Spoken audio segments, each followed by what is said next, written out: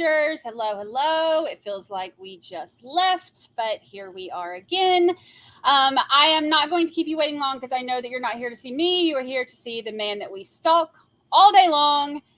You also know him as Mr. October 2024. So say hello to Bryson Boom Paul. Hello, Mr. October. What's up?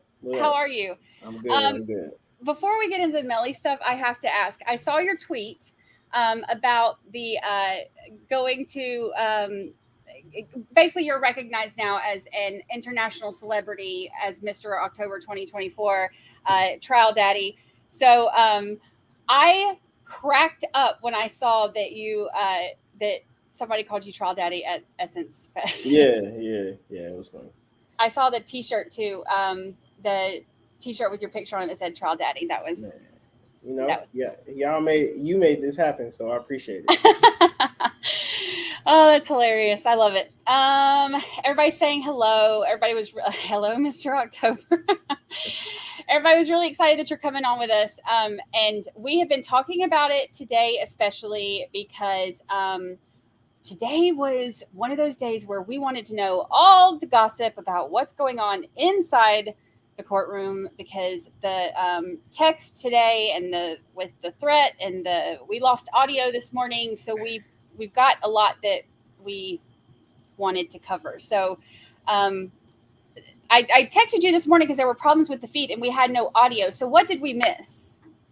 Actually, nothing. Like it had just started. It hadn't even started yet. Like court hadn't even started yet. We could see them talking, and I know you said that one of the jurors had said something about safety or privacy. Yeah, they just asked about just their safety in general, and then the judge just reassured them that everything was okay.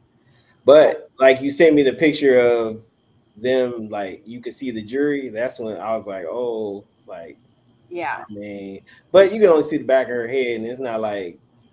And that juror wasn't even sitting in the right spot. Now that I think about it. Oh, really? No. Yeah, I was worried about that because as soon as I got the message that they had asked about safety and stuff, and then the camera view pans out, and I'm like, oh, this is like bad timing to, Or when you heard like the two officers speaking over the mic. Oh my gosh, about the grills and the barbecues today. Did you hear all that? That's the same one. He's the same one that be like, yo, is this mic hot? Like y'all caught me the last time, and I guess he just didn't learn his lesson. Oh my gosh. It was so funny because we were sitting here and I had to go get blood work done a few minutes ago. And so I had to fast all day. So I've been starving all day. And then they had like this whole 45-minute conversation about grills and barbecue and Thanksgiving supper and all this stuff. It was really funny, but it was also kind of miserable because I was hangry. Okay, so tell us about the security with Jamie and the threats. I think there was a threat by Juvie's. There was a threat by Juvie's younger sibling, but if you guys look at all my tweets from before, like this was bound to happen. It was just like we said, it was just built up animosity that was just going to keep on building. And like their little kids are like they're young. Of course, they're gonna say whatever on social media, and like they don't understand the ramifications of what they say, or they probably don't care. And then just built on the fact that they have so much emotions, like already going just based on the trial and everything and all the evidence and all the pictures. And because remember, they're in the courtroom, so they see everything. Like it's uncensored. Everything is in there. Like they didn't see like autopsy photos. Like they didn't see the Jeep. Obviously, they didn't see everything. So obviously it was something that was bound to happen. It was some of that magnitude was bound to happen. But if you think back, like she goes around with big dudes all the time. So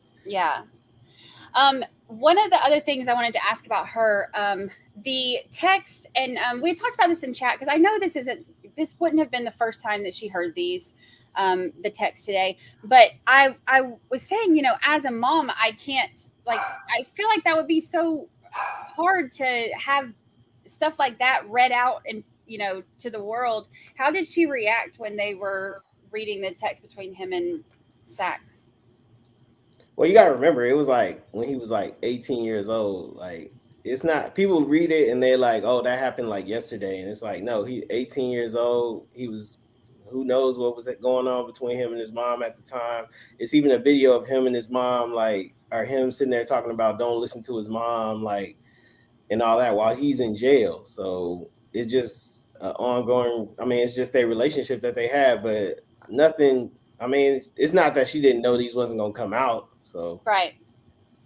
I think that even knowing that they were going to come, I think having to sit there while everybody else heard it, because it's like your own family dirty laundry yeah, being yeah, aired but out to the world, they, that would be hard as a mom. I'm sure the defense prepared her very well, just like they prepared him. Like, look, everything finna come out, so y'all gonna have to just brace yourself, buckle up, and brace yourself. Yeah. This was another thing too. So the detective Moretti reading the text. Bless his heart, he tried. He did try, but he sounded like a robot. It did not come natural to him.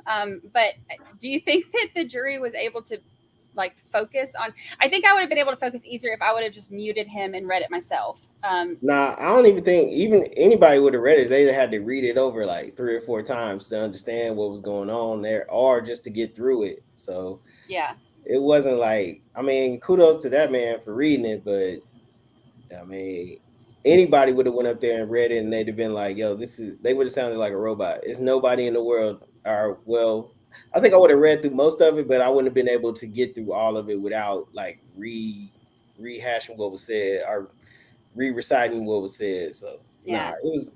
I mean, and plus, like he don't know nothing. He don't know nothing about street slang or nothing like that. He just like, look, I'm reading what it says on the paper. yeah, That's what it says. So. yeah. It was comical listening to him, and it also was torturous listening to him try to read that. But Try being on the jury and you have to sit there and just, all right. yeah, I bet. Do you think that they were like trying to pay attention to that, or do you think that they were more trying to tune him out and read it themselves? Because they have a projector thing right there where they can see it, right? Yeah, yeah. They paid attention just fine. They paid attention just fine. It's not like, I mean, it's probably some that are a lot are older that were like, yo, what's going on? But it's some in that jury that it's a wide age gap that like they know what is being said. And then like people who text on a regular basis and don't text proper Yeah, English, I guess would say, would know like the conversation piece of yeah. what's going on. So I think it was the robotic reading of it that that was giving me a headache. All right, so Monica wants to know, Melly's demeanor seems to have changed since the start of the trial. What, if anything, have you seen him react the most to? actually, his composure has been way more calmer since the start of the trial. Yeah. Like, so I think that his team has really gotten him like really settled in on what's going on or what to expect. Like, I know they told him in the beginning like what's it gonna be like, but to actually go through the motions, and then with him like being him showing like any type of emotion and realizing that like, I'm sure they told him like, hey, you on camera, it's live, the whole world is watching you, so we need you to like, better keep your composure, or Yeah. do like something like this, or try and stay awake. Or Yeah. anything of that sort. By being like 4 weeks in now, it's like, okay, now he knows, and plus he knows that his defense is going to go up next with their case or present their case. So Yeah. it's easy to, he'd be like, all right, it's shaky right now, but I know like I got a great team. You got to have faith in your team and your defense, and obviously he does, and he got some heavy hitters on his team, so he'll be all right. He's just going through the motions, I guess, right now. Just Yeah. obviously it's hard to see, like, read back text messages from the past. Like, even I'm sure with him, even with me, I was reading them back, and I was like, I know he has to be sitting there like, man, why did I say that, or why did I do that, or I wish I could have went back and did this different. So yeah, it's a lot. That was one of the other questions too, was what was, as they were reading all of those, what was his attitude like? Could you see any kind of physical reactions to him, like as far as body language or anything, with as they're going through all this stuff?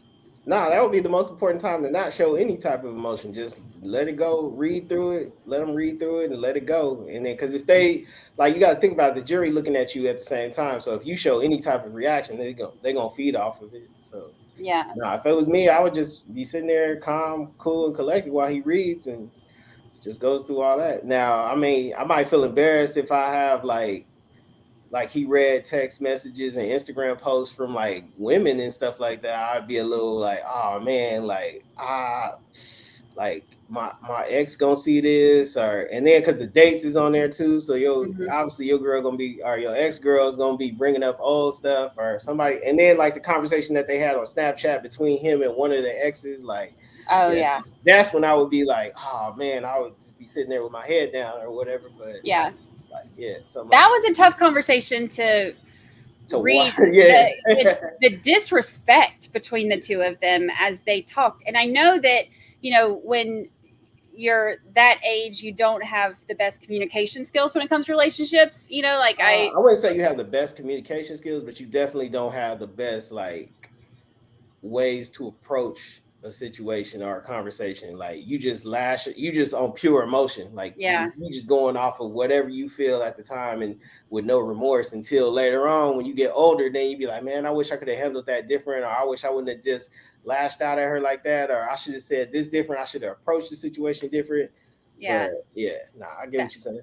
That one was cringy to have to. Madam CJ No Walker wants to know, how is the jury responding? On top of, I mean, between the times that they try and stay awake. Yeah. Yeah.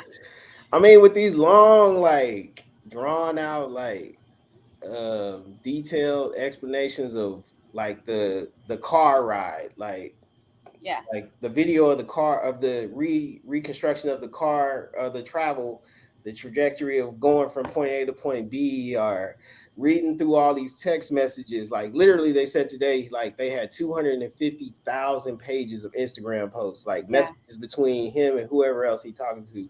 Like he said, like Detective Moretti said, I couldn't even download all the pages because my computer would not allow me to do that. Like that's impossible. And then you have to go through and review each page one by one. Like, yeah, even while you're reviewing, you're gonna be like, all right, you getting restless. So, but I mean, they pay attention. They pay close attention when they need to. So, but it's like when you do, if I was the prosecution, I probably wouldn't drag out so many details to be like long fairy tale stories that you just tell to the jury at that time. Like I would expect to be like real concise, real short with everything that I'm doing, so I'll keep their interest, so they won't just be like, okay, like doze off or think about something else or go off on a whole nother thought on something. Like they'll be that focused on what's going on. Like if I just be like, all right, here's the fact, here it is again, here's a different one, here you go, all right, let's go with that. Not running through 50 pages of call logs and 50 pages of extractions and 125 pages of Snapchat messages just to prove, and then go through 3,000 photos just to prove that it's his phone. Like, all right, we get it, it's his. So. The slideshow of 4.2 million pictures was oh my gosh, it was one of those things where I was like, it was one of those moments where I was questioning what I do for a living. I'm like, is this really what I want to be doing with my life? Because you can't watch it at 1.5 speed or 1.75 speed when you're live. So that was fun. Facts. All right. This is something everybody noticed today too. Is it Melly getting mad when they pronounce his name wrong, or is it the attorneys? I think that it's just the attorneys, not Melly. He don't care. I said it wrong the first couple weeks, so I'll be the first. He don't care. I said it how it's spelled, and I just call him Melly, but I said demons the whole 2 weeks. Demons. Yeah. Let's see. Let me scroll down and get more questions. Oh my gosh, what are the jurors' reactions to all the objections and sidebars? There's so many sidebars. So many. Well, I don't think they can have really a reaction like that without like showing it to everybody. But no, they just like you guys. They just like another one. Like, all right, well, we got to go through it. We got to grit down and eat this peanut butter and concrete sandwich. So let's go. Oh my gosh, it's awful. You know, we had the whole take a shot, do a squat, and now we're like, no, because you'll be drunk by noon. Just sit down. You know, like, you'll either be drunk or you'll have an 8-pack. Yeah, that's true. That's true. Look, the glutes on this 13th juror crew are going to be amazing after this trial. So right. All right, let's see. How were the moms by the end of court today? Were Juvie and Sack's moms in there today too? They were. Okay, I figured. They are there every day. They have said they're gonna be there every day. They're not missing a day. They're not missing nothing. So, I mean, normal. Yeah. It's like, okay, like obviously with the extra security and all that, everybody's gonna have their emotions on high now. Like, okay, you bringing in security, all right, bet. What's that gonna do? Like, if I steal, like they're gonna feel some type of way. So yeah, just think about it as any normal, like the reaction that you would have if you hear that that the person that you don't like has somebody come in or feels like you're threatening them or feels like their life is threatened or feels like they have to have extra protection. Obviously, think about it the same way you're going to feel about it if it was you and not them. So, yeah. And especially you as a parent, like you would. Yeah. Do you think that the jury knows it's Melly's phone?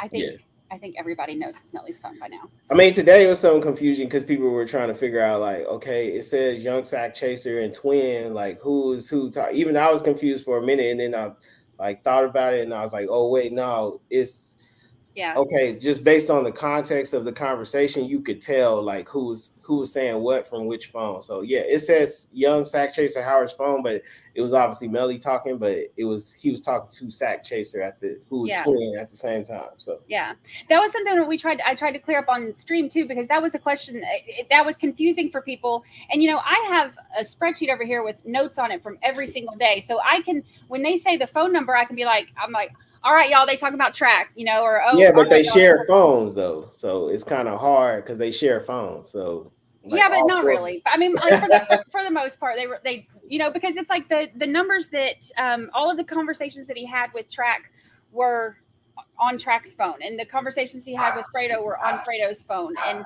so it's the ones he had with Jamie. So like the phone numbers that they had, you know, it was still like the stuff that they had today.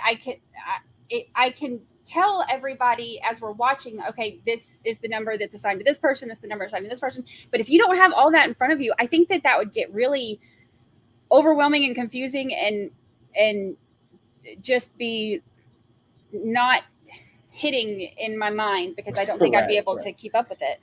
Right. Let's see. Scroll down to more questions. Before I forget, I had mentioned yesterday after we talked about Melly's mom, you and Melly's mom having a conversation. What can you tell us about that? Nah, she just started posting on Twitter, like under my tweets about anything that had to do with like the younger brother B Slime. So like I posted that, you know, B Slime changed his profile picture on Instagram to Detective Danny Polio's face, and like an old picture of his face with a mask on and everything. And I posted that saying like, you know, hey, he just changed his picture to this. And obviously everybody got in their feelings about it, because why would you do that? And she got on there and was like, well, he's a kid, he's grieving. What do you think? How you think for him to react? And I'm just sitting there in my head like, I don't know if you would act like that, but you know, whatever. So then another, like, I go on her page, obviously on her Instagram page, and she's promoting a song that features B Slime on it, and it's called Case Closed. So I post that, hey, this is the mom, or he's also featured on it, or he also released a new song that is called Case Closed with a whole nother artist. And she's like, oh, well, it's not his song, it's the other artist's song, he just featured on it. And if you keep talking about my son, I'm a try and get your Twitter page blocked or whatever, or suspended. That's what she said. And so we talked, and I was just like, hey, like, this is just, I'm just reporting on what you guys, like, obviously what's going on with the trial and with the case. And she was like, no, like, I feel like you're attacking my family, and you've been attacking them. And I was like, all right, bet. You won't have to worry about me saying anything about B Slime ever again. Obviously, you're right. He is a kid, and he really don't have nothing to do with this case other than being childish and posting the profile photo of the Polo. detective Yeah. Polos. So, but other than that, it was like, okay, cool. Like, we don't have to talk about it. Y'all gonna do enough to where I'm just, if it's news, I'm just gonna report on it, so it doesn't matter. Yeah. So now we just talked about that, and then she was just like, I just feel like he was attacking my family from the jump and through this trial, and like, okay, we just reporting on what you guys are doing. It's not my fault that you guys are making it public knowledge on social media. Yeah. And I'm not the only person she was arguing with. She was arguing with anybody on that's had said anything on social media, which is like, I wouldn't recommend it on my part. Like, I would just not say anything the whole trial. Just let Yeah. everything go. Just because it's going to only, like, you don't know what harm you could do by sitting here responding to somebody or doing, like, trying to have these big interviews or these long live streams with other people involved and whatnot. So, Yeah. yeah. Well, I remember reading court documents where one of the, was it Sachs or Juvie's previous attorney, was on Twitter and said something about, that stuff is public record, and talked about it, but it didn't say anything that wasn't Oh no, already. it was the one that I think it's the one. Yeah, it is like Sack and Juvie's attorney because they're still going through like the whole civil suit. Right. So yeah, it was him. Like, she was saying like they were harassing and trying to make something that wasn't there or whatever. Like, yeah, I get it. But I mean, I get it. She a mom and she going through a lot, and she relatively young herself. She not like sitting here like really like thinking about what is the best course of action throughout this whole trial. Obviously, she's going through a lot of emotions, so you can't. I mean, I can't fault her for it at the most, but obviously, I can still say like, his attorney, Melly's attorney, should have been telling you like, hey, look, you should probably like not say nothing or don't get on social media or don't do this and don't do that. Even though she said like, I'm gonna stop getting on social media, I'm gonna stop doing this, that, and the third. Like, you guys gave me a heart attack, but Yeah, I saw that, but I mean, but even that attorney she was arguing with, I'm pretty sure I remember the paper saying she filed a complaint with the Florida bar and all kinds of stuff. I mean, I think that anybody that says anything based on all the stuff I've seen and read, she does get protective over, which I understand as a mom, but at the same time, you can't get mad when it's factual stuff, like it's like people are talking about like actual evidence, and like you have a song that, or your son has a song that he's featured on called Case Closed. yeah, like I don't know that's what and then you're the one promoting it. Like, I got it yeah, off your Instagram page. You're the one promoting it. So I don't know what you want me to say. Like, yeah, maybe you shouldn't promote the song at this time, or maybe you know something that we don't. But yeah. so, and then obviously like somebody posted on Melly's Instagram yesterday that he has new music coming out with like all these big name artists, and it had the hashtag almost home. Like, Almost home. I mean, I think that's been a big part of it too. I mean, the court records say that they're making money off of the whole free Melly thing, and there have been multiple times when because they're selling T-shirts with his mugshot that say free Melly and stuff, so I I guess don't they're know if she's the one making money or making shirts like that and making money off. That would be like, yeah, no, that wouldn't. track. I mean, I'm sure somebody would have picked that up, and yeah, and even that wouldn't even affect them in the civil suit. Like, you guys are making money off the death of these two young men. Like, even though it says free Melly, be like, but the only reason he's on trial is because of the death of these two people. Like, if they Yeah. did, like, if they're going through a civil suit right now, like, I would make sure anything that would have any type of profit would not be done by me or something like Yeah. that. So Yeah. I remember reading in whichever documents it was that, because they brought that up about the mugshot T-shirts and said, that it go anybody presenting any kind of or talking about any kind of evidence goes against this. How do they word it? Goes against the narrative they're trying to create that he's about to be free and he's coming home, and so basically saying that they are wanting to live in this whole fairy tale world that oh, charges are going to be dropped and he's coming home next week, you know? And so I guess, I don't know, the papers are better than any novel I've ever read. It's more like interesting, I guess I should say. Okay, so let's see. Does it seem like the judge is annoyed with the prosecutor? Oh, the judge gets grumpy these days.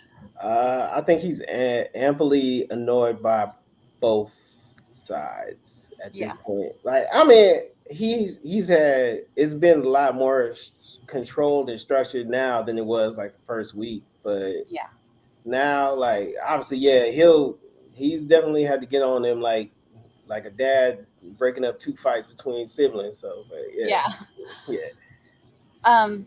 It's funny to watch them sometimes, and then sometimes you're just like I feel like I'm the one getting in trouble when he starts getting like real his dad voice going. Well, definitely the prosecutors is definitely like they trying to see what they can get away with, like how much wiggle room you gonna give me on everything. So. Yeah. Oh yeah, they're pushing as far as they can push. Have you noticed how angry the one defense attorney is? Objection. Stu, he gets into it, man. His theatrics, he's the same one who threw the notebook and, you know, objection. Yeah. He's so like animated with it.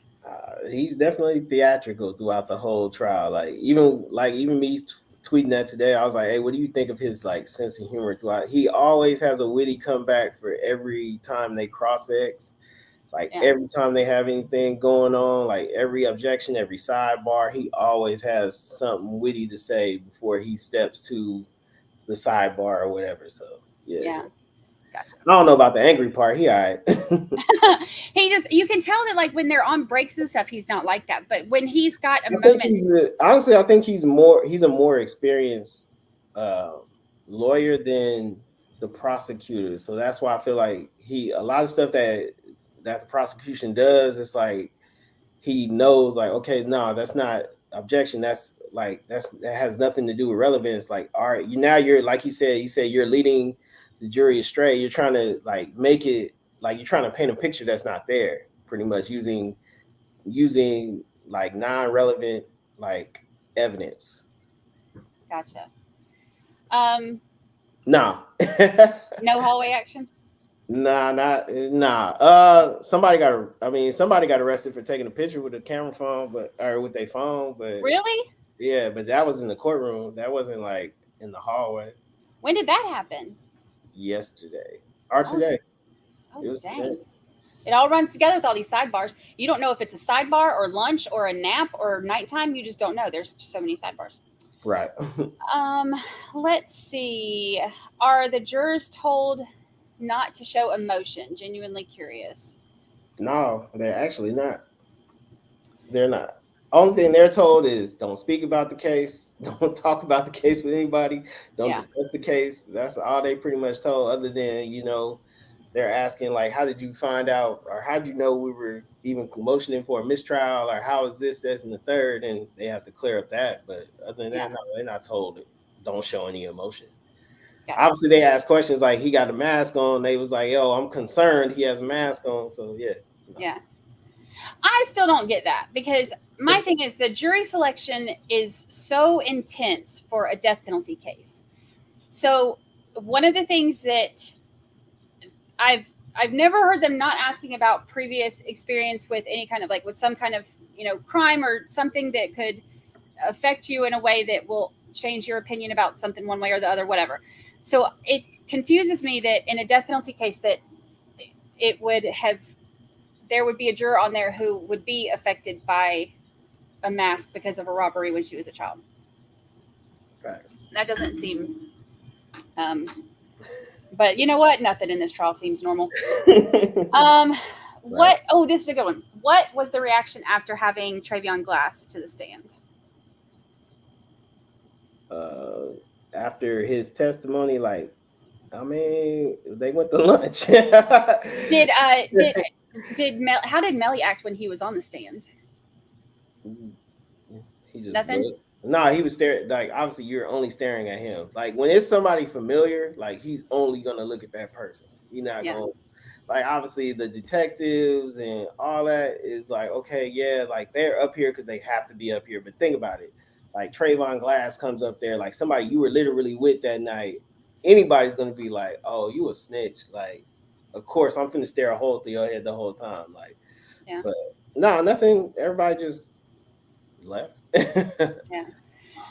Like he didn't, but I mean, they only did that because he didn't give a testimony that sided with either the prosecution or the defense. He just was like, hey, y'all told me I'm gonna go get thrown in jail if y'all, so I'm just here. That's the only reason I'm here. Yeah. So.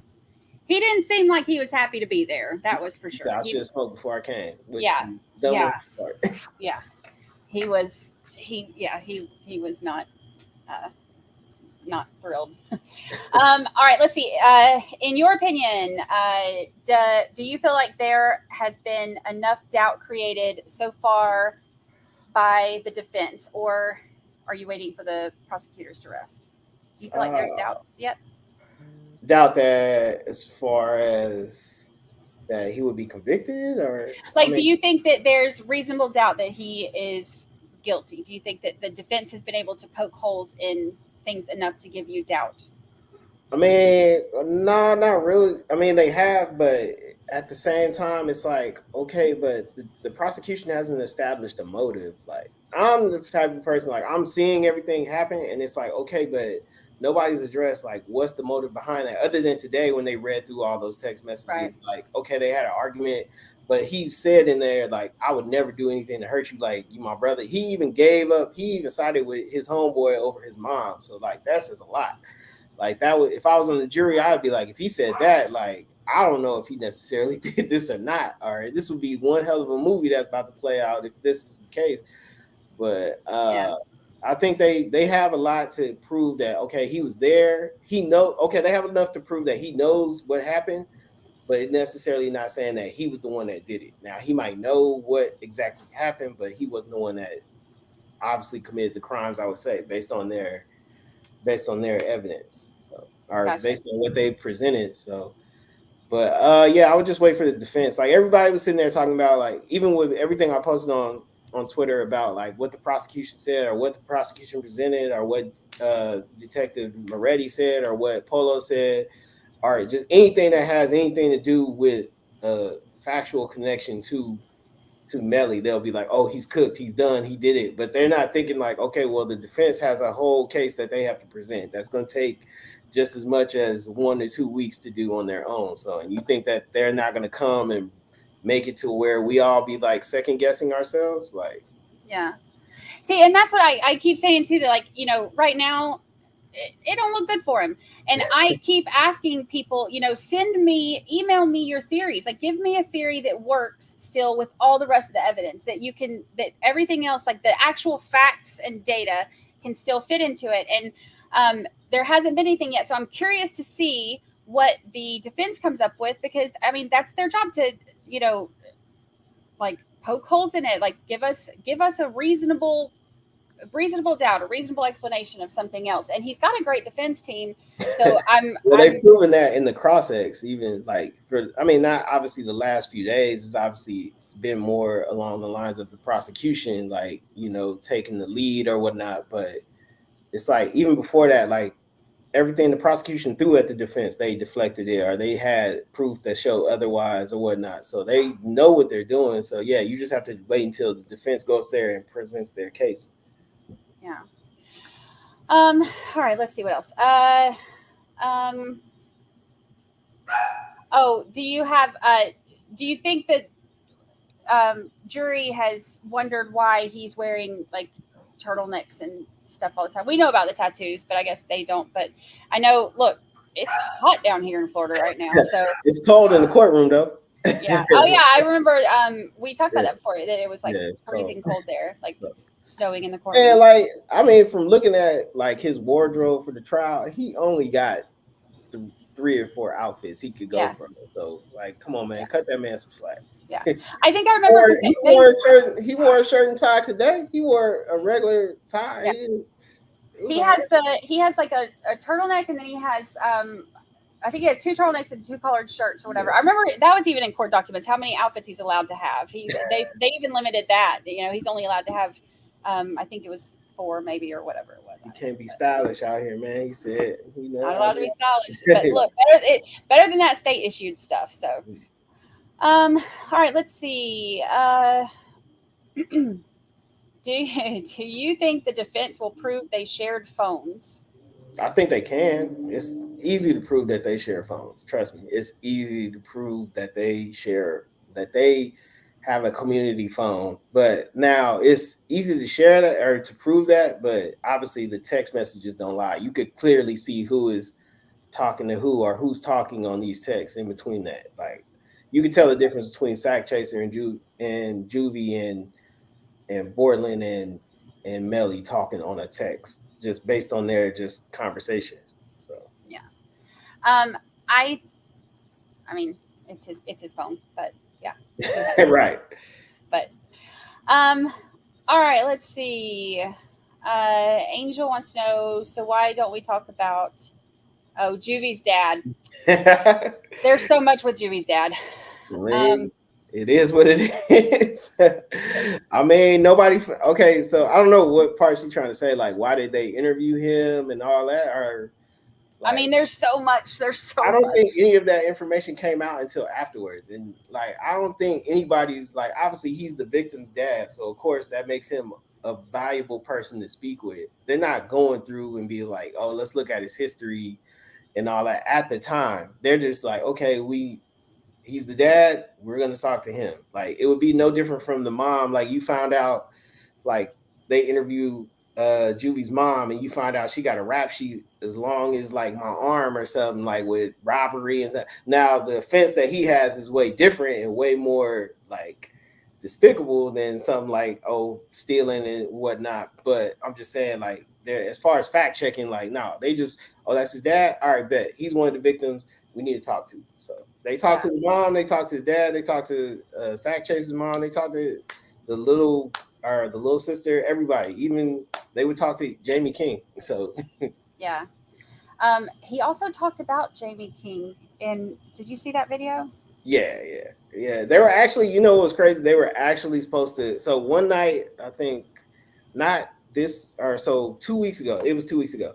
So they were supposed to do. I don't know why, but some odd reason they ended up. It was set up to where it was supposed to be a live stream conversation with like this street blogger and Jamie King and Juvie's dad and YNW Portland and K100 Tracks. Like they were all supposed to be on this conversation. So a conversation prior to that with Juvie's dad and the street blogger was going on. It was in a live, and Jamie King hops on the live and starts talking and arguing with Juvie's dad on the live.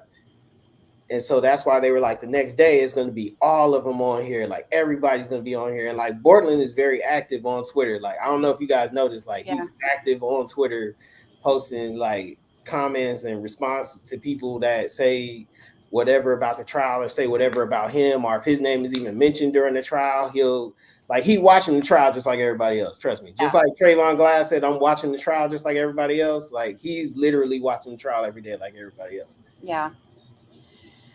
I know that they've all known each other forever, so there's like history and stuff, but it's like like some of that stuff, like so that one video I was watching, I was like, I don't need to be hearing all this. Like I'm nosy as hell. So I'm like all up in everybody's business, like pulling up court documents and like, you know, deep diving on stuff. And like, I want to know, I don't want to just know what they show me. I want to know it all, but that's a little too much to know. Like it was, look, it's, you know, to each their own. He wants to, right. He wants to put it all out there. Then, all right, let's see. Which way are you leaning as of right now? Are you leaning toward, and you can't make a final decision until you hear everything, but are you leaning but one if way? if I had to make a choice today, like just based on I would honestly, just based on today, I would give him I would say not guilty. I would say not guilty because there wasn't, like, okay, it's proof somebody was in the car. It's not proof that he was in the car. Like, I need like some kind of like, hey, show that it was some kind of relevance that he was in this car in some kind of way. Like I could say like, oh yeah, I know he did it just because I saw him get in the car in the video, in the surveillance video. But that was like 2 hours after they had left the studio that Juvie and Sack Chaser were pronounced dead. So I would be like, I don't know. And then they said he left and went to Fredo Bang's house. And then Glass said today that he saw YNW Melly at Fredo Bang's house. So how do you know that they didn't all meet up before then and get picked up or go different ways? There's so many variables. But if I had to choose today, I would be like, there's not enough evidence to prove that he is the one that committed these crimes, like undoubtedly. So I would have to give him a not guilty. Like I could think that he did it, but I'd be like, I can't prove it, so I would say not guilty. Gotcha. All right, let's see. What else? I thought he just got a deal on turtlenecks at Talbot's. No, not just a deal on turtlenecks. Nah, but he might afterwards. Yeah. All right. What are the victims' mothers saying this week? Has there been anything else that you've heard between? It wasn't never the moms that was really like, they just like Juvie's mom she didn't say much. She just made sure she was sitting in the front row, or she makes sure she sits in the front row and she looks at him. Like, yeah. She's like, the only thing she'll say is he's gonna see my face. Like, he's not gonna be able to turn away from me. He's gonna see my face. Yeah. Like, even when she took the stand, like, she made sure to look directly at him, like, you're gonna see me. And it's like you said, it's a lot going on. Like, they grew up together, all the families grew up together. Like, apparently Juvie's dad was messing with all of them at some point in time, except for it's not proven that he was messing with Sack Chaser's mom, but he said he messed with Melly's mom. He said obviously he was obviously with Bortland's mom. He was obviously with Juvie's mom. So it's a lot going on, but they make sure like you're gonna see me. They know that they're gonna get some kind of like I wouldn't say they were gonna get some kind of not closure, but some kind of like retribution, like, yo, you're gonna pay for what you did type. Yeah. Like, that's why they're looking at him like, you're gonna see my face every day. You're gonna see me. You're gonna know that I know what you did, and you're not gonna get away with this just by looking at him to show, like, to make him uncomfortable, like while he's sitting there at the defense table. But now I think the defense team has been like, hey, look, they're gonna keep doing it. So look, man, just either look past them or focus on the task at hand. Focus on your studying what we got in front of you. Write whatever you want to write. Look at your mom. Look at this big support system that you have in your gallery than what's going on in the other gallery. Obviously, they lost their loved one, so obviously they're not going to be like remorseful for what you got going on. Like, right, you're fighting for your life. They don't. Right. They like, no, you took our loved one's lives, so right. Forget you. So yeah. Yesterday, a bailiff approached a judge, and then a recess was called. You know, I saw them hand a note too. Was that yesterday or was that today? I don't know. I don't think that was yesterday. That was I don't think that was the only thing that had happened yesterday was Trayvon Glass on the phone. I think that was the only real major thing that happened with him asking him like, who was you talking to? And it was my brother.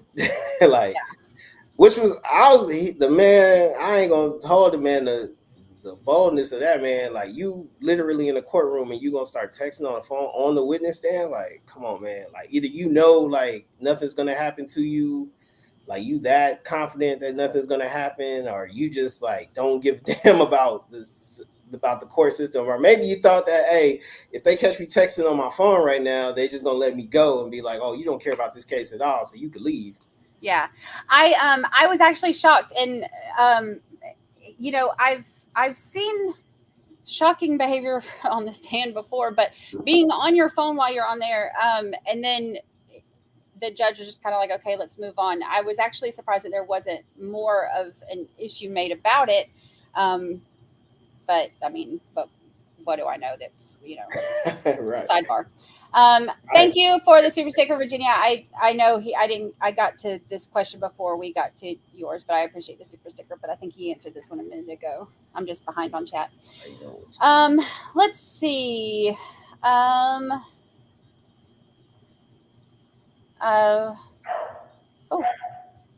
scared me. I'm so behind on chat. It's all I'm right. trying to Let's go. scroll to get our questions. It's all right. Let's do it. Let's go. Oh, tell me before I forget. Tell us about speaking of Portland being active on Twitter. Um, tell us about your conversation with him. And you are, I think, hopefully going to be doing an interview with him Nah, at some nah, point. Hopefully. nah, we not. No, I reached out to his attorney and he was like, nobody's talking to him but me. So nah, it's not. I mean, he was all okay. So you're saying Bortland? That's what you mean? You mean like Bortland asking, like me asking Bortland to do an interview when he reached out? Well, because he reached out to you on yeah, Twitter. He reached out when I posted about somebody who had somebody that supposedly was in their crew had a voicemail from Jamie King that was like, you need to hit us back, like the labels is hitting me up and all this. But come to find out, Borland was the one that reached out and was like, yo, that's an old message. Like, he not even in the crew. Like, he just lied. He helped the mom set up the YouTube account for monetization or something like that. And he just remembered the password. So he changed the passwords out, made it his own, or still had everything on there, but made it to where the monetization, like the money or whatever, would go to him or whatnot. And he was saying, like, in his Instagram post that he wasn't paid and they were threatening his life too and whatnot. But Borderland just cleared it up and just saying, like, yo, he's lying. He's not even in the group or nothing like that. He never was. He's just making up false claims. And I mean, me and him talked about it, and then I was like, all right, bet, since you saying he's not in the group, and obviously you like one of the 4 members in the group that, you know, you could, I mean, verify. So I just took it down and I was just like, all right, bet. And then we just continued on because he would hit me up when he was like, he sent another message talking about like, yo, this lady Anjanette on Law and Crime doesn't know what she's talking about, blah, blah, blah. Like, can you reach out to her and tell her like whatever? And I'm like, okay, I don't see anything she said wrong, but we'll see. And then I was talking to him about watching the trial. I was just like, yo, how are you, like, no disrespect to what you got going on, but like, just how are you handling watching your best friend go fight for his life on a live stream? And he said it's crazy. He was like, it's a lot, but I'm gonna just leave it in God's hands. That's what he said. So, and then we just kept going. And I said, hey, I'm gonna reach out to your attorney and see about doing an interview. And he was like, well, if my attorney says it's okay, we can do it. But obviously, his attorney said no. Well, probably at least until after the trial. But no, he said no in general. He said no, never. No, I think he said like he just said no. He was like, in one word, no. Nobody's talking to him but me. So I think it was just. Gotcha. I have so many questions. All right, so if he didn't do it, wouldn't he say what happened since he is up for death penalty? That's that's something that people have mentioned a lot. Like, if he didn't do it, would he, knowing he's up for death penalty, would he not want to tell them what happened to exonerate himself? Nah, even if, I mean, it has a lot to do with pride and credibility and whatnot. Like, the way hip hop is, it's like you get so frowned upon if you like snitch or do like any type of telling, but at the same time they want you to be like the realest street dude you could be, like the person that you rap about in these songs. They want to be able to verify that you really did that stuff. And then, but obviously, if you fight for your life and you know you didn't do something, like the natural thing would be like, I didn't do it, but I can tell you exactly what happened. Like, I can tell you this, that, and the third, but you can't go back out after that. You gotta stay. You got to stay in the house or stay in a hole somewhere, because they ain't gonna let you. Especially being in a gang, especially enduring gang initiations, especially like it's a lot that goes into it, a lot that people really don't speak on and whatnot. Like, obviously we've seen in the text messages what was going on, but that's something that like those text messages that you read from like Melly talking to, or not really talking to, but talking to gang affiliated members all the time and stuff like that, or them hitting him up trying to get him affiliated is something that almost every rapper you could think of goes through on a regular basis in their individual cities. So, do you have a theory on what happened or what could have happened? As far as, the theory, the theory would be whoever the fourth person was in the back, whoever the fourth person was in the car in the back seat was the one that, he was the one that, or they were the one that killed them. Like, it's not saying it's Melly, but obviously they have proof that based on all the forensic evidence that somebody was in the back seat of that car. Now, it's not saying it was Melly, it's not saying it was anybody, but like, it shows that somebody was in that back seat. Obviously, the muzzle flash or not muzzle flash, but the residue, everything shows that it's a big gaping hole in the back back rears, or in the back rear driver's seat. So they obviously proved somebody was in the back seat. The blood splatter came from, went upward, everything went outward, everything went across. It's nothing in the back driver passenger side. So obviously somebody was in that car. So the only thing you can say is whoever the person was in that seat is the one that did it. Yeah. See, and that's my biggest thing is that, like, the things that I've said that I think that they have proved beyond a reasonable doubt, it was his phone. It's his phone. Well, yeah. It was not a drive-by. That was obviously staged, and that the shooter was sitting in the back seat when they were shot. So those are the things beyond a reasonable doubt that you can say based on evidence, data, facts, whatever. My biggest thing is, okay, having his cell phone on him. We see it on him when he leaves the studio. He gets in the car. There's communication that he's using his phone before the murders happen. He's using his phone after the murders happen, and his phone is at the scene when it happens. So if it wasn't him, who else? And when did they get in the car? Because based on the route that they took and the timestamps of all the stuff, it's consistent with constant movement and not stopping at all. So if it was somebody else, who and how?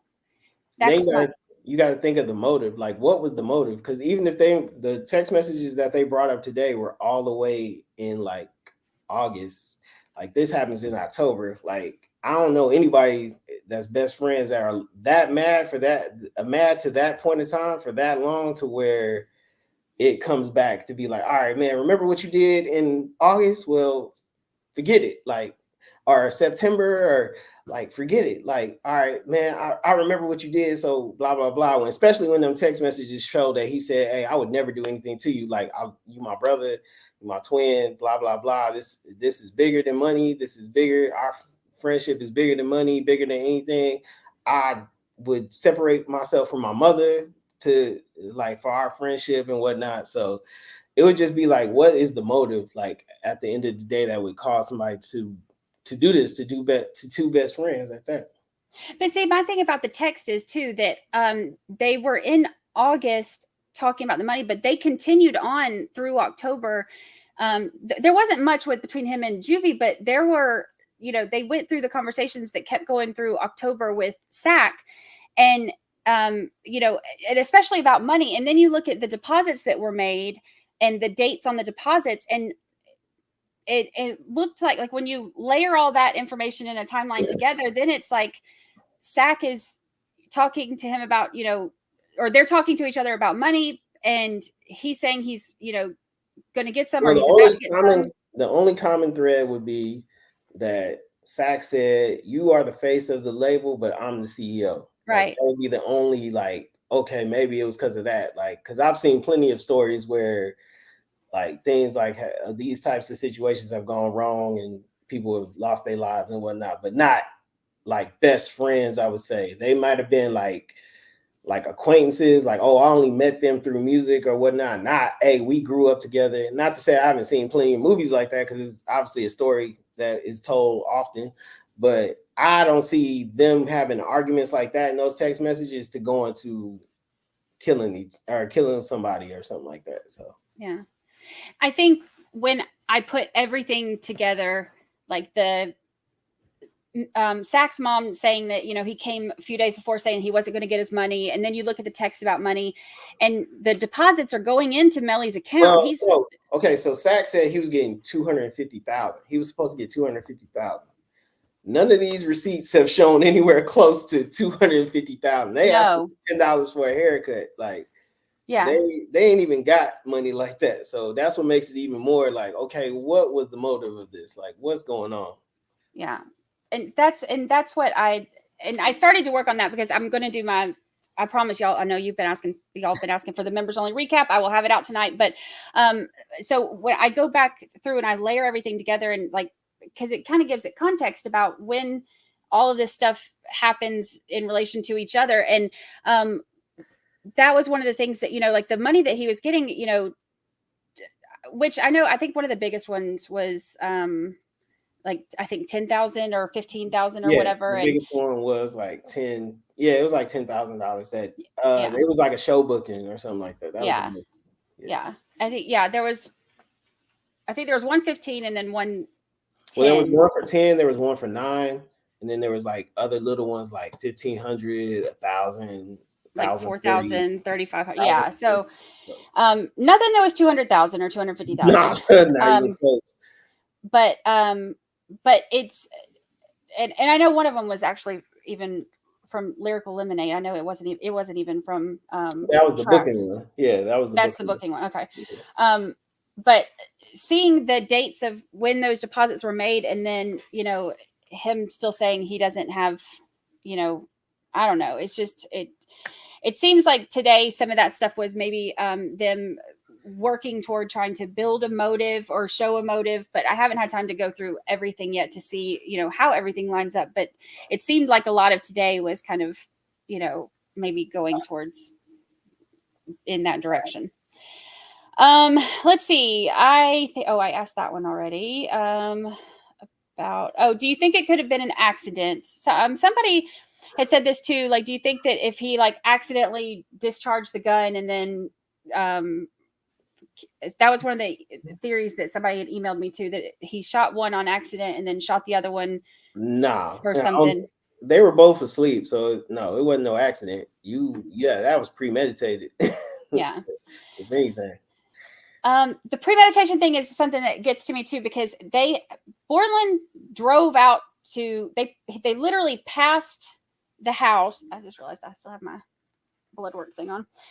They passed the house and went out there to the boondocks. So they had to have, that is a conscious decision to pass the house and go out there. So my thing is, when was that decision made? How much premeditation are we looking at here?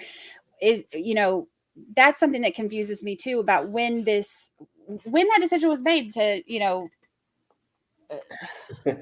It's possible. Like, I'm not singling him out as not being the person that did it, obviously, but you have to prove you have to prove that he did it. Pretty much, you have to have reasonable doubt. And right now, like, even with those text messages from today, he said, I'll give everything away, everything. I don't want to have nothing. I'll leave the house. I'll give, like, you can have the YNW name, you can have all that, and I'll just go be by myself and do my own thing or whatever, and you can keep everything. So even down to the Netflix password, he said you can keep all of that. Yeah.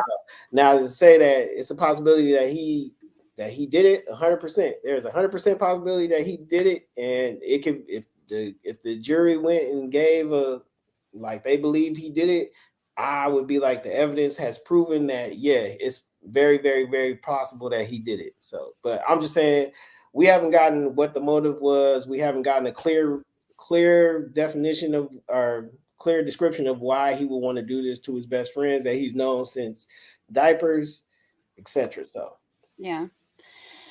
All right, let's see what else. I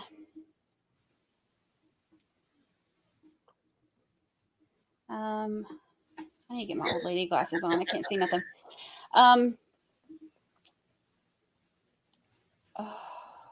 oh, everybody's given their guilty or not guilty about what they.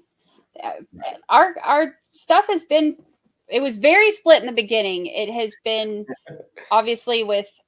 How do y'all feel? Okay, so how do y'all feel about the whole betting thing that's going on right now on his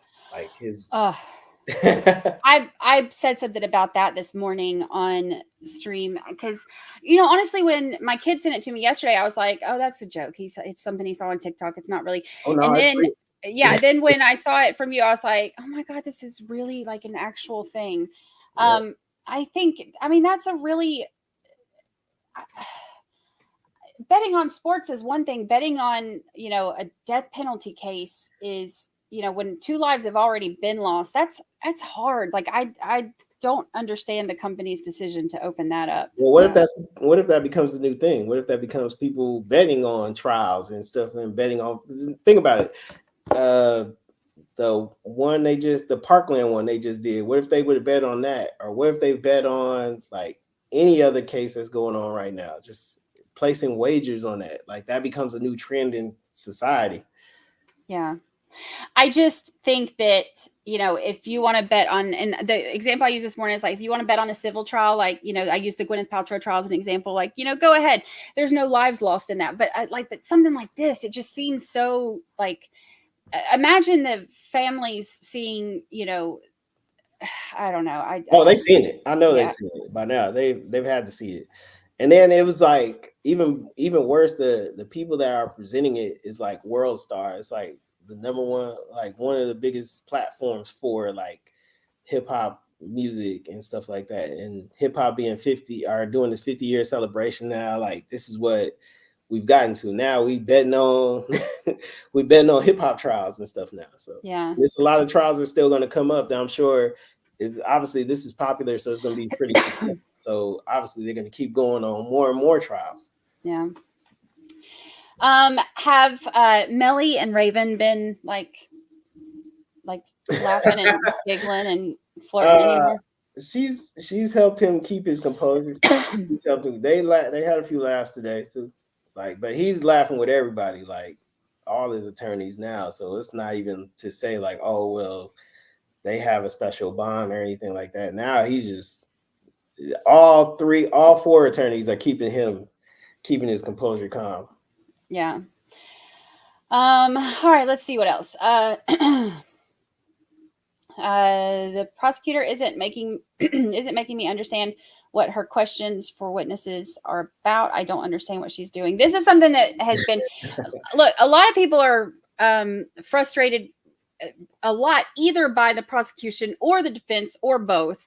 I think the hardest thing has been following the way that the evidence is being presented and stuff. There's not any context given to anything, so it's making it hard to understand. Yeah, she's pretty confusing that sometimes. Like, I want to know, like, if she wins this case, I want to know who's going to book or who's going to enlist her to be the prosecutor or for whatever next case, or even if she does defense, like who's gonna enlist her to do anything.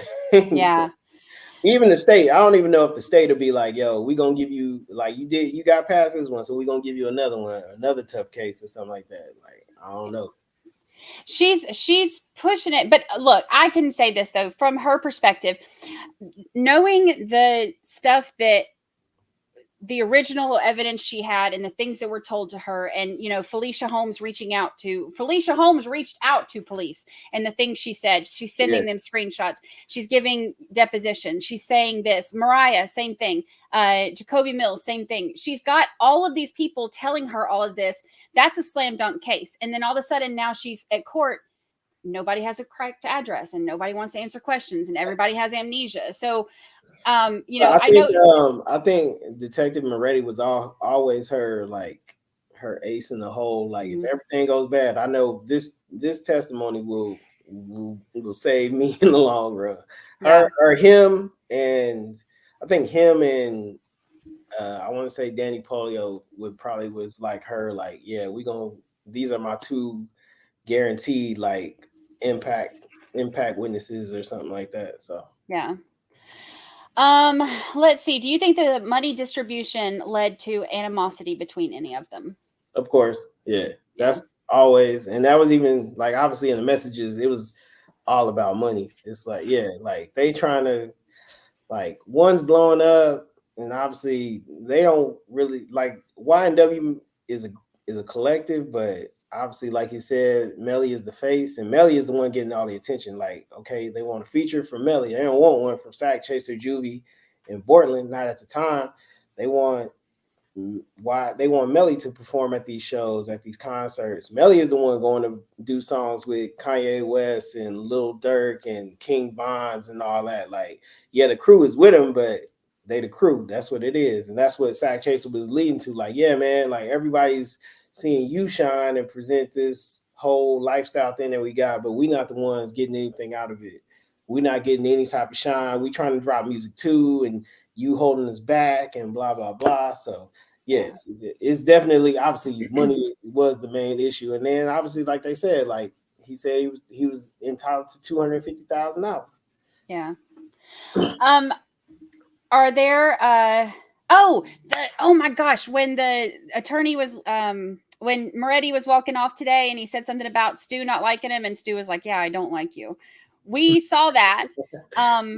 And we were all like, did that really happen? And you can even tell, like, reading their depositions. I know you can't like gauge, you know, tone and stuff in depositions, but you kind of also can. Like, you can tell the snarkiness reading it. It's nothing. No, trust me, it's nothing behind that. He's nothing. It's nothing behind it. Him sitting there even saying like, yeah, you're right, I don't like you, is literally like condescending. Like, he only saying that because he said, hey, you don't like me. Yeah, you're right, I don't like you. Yeah. Like, he joking. Like, if you guys see how the defense and the prosecution engage and communicate outside of just the case, outside of the trial, just in between, like, even like if you pay attention, her giving the prosecutor giving papers to Stewart and David and everybody, like, they smiling, talking, they talking about random stuff at that, and like just going on, like they only sit there and have that combative approach when trial is in session. Other than that, like, obviously, they'll be like, yo, okay, objections and sidebars and whatnot, but they're not like, no, they sitting there smiling, goofing, talking, everything. Even if I was Melly, I would be sitting there looking at my defense like, yo, you guys are really buddy. I don't know about this. So yeah. It's funny because even reading the deposition, you can hear that or like you can see that undertone of like the, you know, and I think you compared it before to like being, you know, like being on the field, like in sports or whatever, you know, like you're on the field and you're, you know, that's how you behave. But it's so funny, like even hearing that, or like I hear it in my head when I'm, not that I hear voices in my head, that came out wrong, but like when I'm reading the deposition, you know, like you can hear the, or you can tell the tones of it or whatever. And like, he's even got that snark in like his, you know, in the depositions when you're reading them. So I was curious about how they are when, you know. Trust me, Stuart Alstein doesn't have any type of, he ain't got no animosity towards anybody. He just focused on the case. Like he does, like even with the judge, he'll sit there and be witty with the judge, and even the judge will look at him like, all right, like I know you being funny, but like it's only so much I'm gonna take. So yeah. All right, let's see what else. Oh yeah, people are talking about the Murdoch being convicted on circumstantial evidence. Let's see. I should have been scrolling, but I get so caught up in the conversation. Somebody wanted, where did it just go? It moved. What do you want us to know? We asked you that last time and we liked the answers that you gave us. What do you want us to know that you haven't, that we haven't asked you yet? Something that I'm curious on which celebrity they're gonna name next. They every celebrity you could think of in this trial through text messages. I don't know who's gonna be named next, but if we already have LeBron James, Kim Kardashian, Donald Trump, Serena Williams, like any of his friends or any of his major Lil Durk's, like Lil Young Baby, Bands. like, Young Bands was on there too. Yeah, but I don't think that was the Young Bands that they was talking about. I think that was just somebody else, but I wasn't sure if it was him or not. Oh, it is. I pulled it up. Right. Look, because see, as they were going through them, and I was seeing the names, I was sitting there pulling them up, and I was like, "This is who we're talking about now." And I was telling everybody about, because this is actually ironic, because this is, I think, the same courtroom where they did the X trial, and so I was telling them about the connection between, like, Young Bands and X doing this. Anyway, I get into all the background stuff while we're in our 1 million sidebars. I have to do all the extra research. I did too. I was like, ain't nobody, that's why I would post the pictures. I was like, ain't nobody gonna know who this person is unless you post the picture. Yeah. But I was like, when they said like Boca 600 and all these, I was like, dang, they diving deep. Like, yeah, he was talking to everybody. Yeah. I was pulling some of them up and I was showing stuff, and then I was like, well, this young lady doesn't have much clothes on, so we're going to skip this one, and then I have to show a different one. But we went through, I showed almost all of the ones that were family friendly because it was a daytime show. I showed those, but we. Well, how do you guys feel about? How do you feel about them sitting there saying like, "Yo, it's inappropriate photos with a minor on Melly's phone"? That is they were like, "Yo, this is Melly's phone," like, but it's pretty much not safe for work. Yeah, photos of a minor on this phone. Yeah, that was uncomfortable. How old was Mariah? Mariah was 17.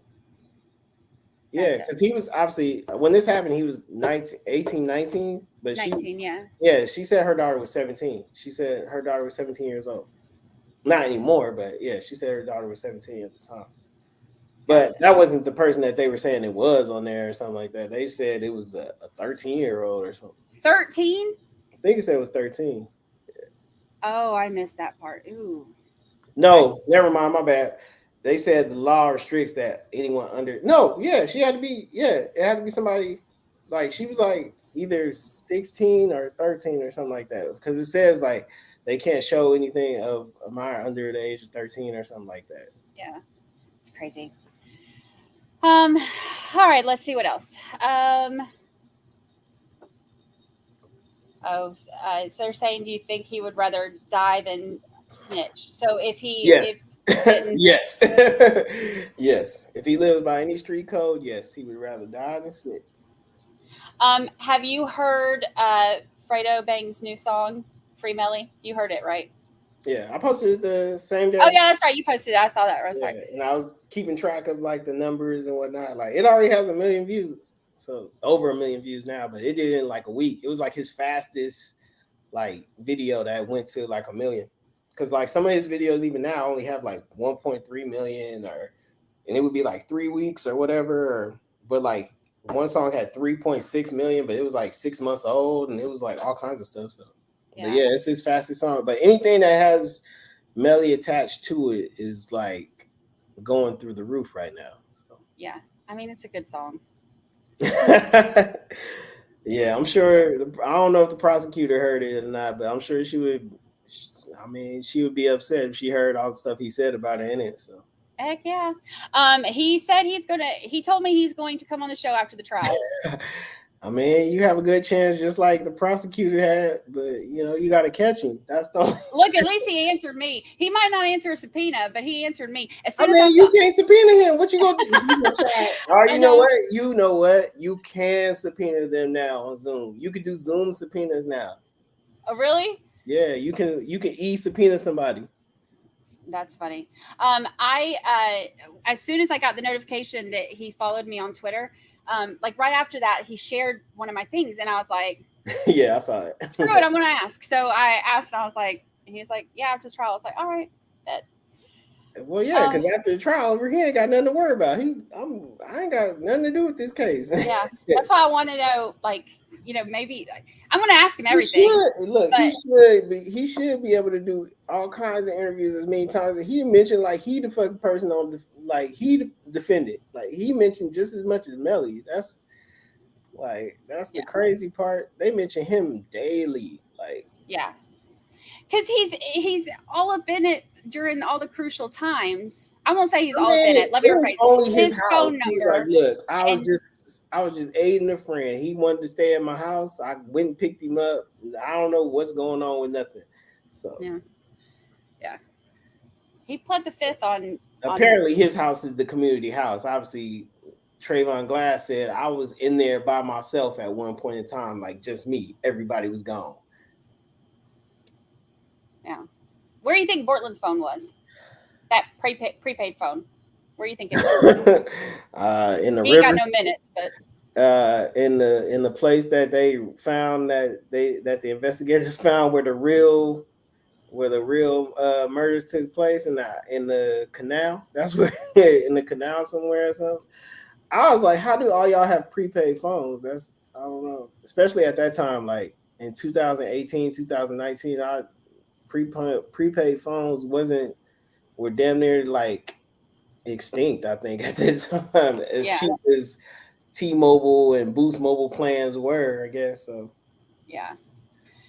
All right, let's see what else. Somebody asked, is he still able to make money on the stuff that he's doing while he's in jail? You mean as far as the music? Yeah. Yeah. And I know he's got the money coming in from the clothing line and stuff like that too, apparently. Oh, what clothing line? Because they don't have a clothing line. Well, according to court documents, they do, because that is the Young Collective. Track did not pay Bortland off for anything else other than their clothing line. No, according to what it said. No, go Google. As a matter of fact, go see who wearing YNW gear right now. Who is wearing YNW shirts? Who is wearing YNW clothing? His mama. That's it. You think his mama paying for it? You gonna make your mama pay for the merch? No, I'm saying she's the only one wearing it. There's that. That's how they justified one of the big deposits. The employment of somebody. But man, don't. You can easily see who's wearing YNW collective gear. As far as the music, well, obviously it's deviated between like how it normally deviated between any artist. Like he got the labels, he got his manager is obviously the person that is currently holding all the money for YNW Melly's music. So him and 300 in Atlantic. So, but when he gets out, he got one hell of a check that he got to be waiting for. So, yeah. Well, his attorneys will take up, I'm sure. Yeah, he got to pay. He definitely got to pay them, but I think they've already been paid. Yeah. All right, let's see what else. A lot of people are saying the car didn't stop. That's the biggest thing that a lot of us in the chat have been talking about. The car didn't stop until it got there, so we can't find any other reasonable explanation as to how anybody else could have been in there. What is your? Oh, sorry. Go ahead. No, what do you mean? But just from the time the Jeep left the studio until the time it parked at the thing, there was no time for it to stop. So unless Melly tucked and rolled, and his little bitty self would have broke all his bones. So there's 3 hours unanswered for that. We got to figure out what happened in that time. Yeah, but there's only 40 minutes from the studio to the crime scene. Yeah, correct. From the hospital, it's only 40 minutes. From the hospital, from the studio to the hospital is only 40 minutes. Yeah. But see, they left the studio at 3:19. The car stopped at the crime scene at 4:03. So no, I thought they left the studio at 1 something. They left at 1 something, right? 3:19. Was it? The security cameras said 2:19, but they said that time was wrong. So the timestamp was actually 3:19. So they went straight there which is the reason that we can't, like, nobody can really come up with any other explanation as to anybody else getting in the car, because we see them get in the car. We see the constant movement of the car until it gets to the crime scene, and his phone is there, and then it leaves the crime scene and you can see his phone leaving with it, and then he's away from them, and then they go to the hospital. Yeah. And then supposedly he walked 1,000. He walked like he walked 1,000 steps or something like that. Yeah. Yeah, 1,400. Here, let me show you something, because you know I'm nosy and you know I like to plot things out. I'll show you. So after the murders, let me see if I can. Oh, I just ruined something. What did I do? Oh, here it is. Okay. Let me share my screen.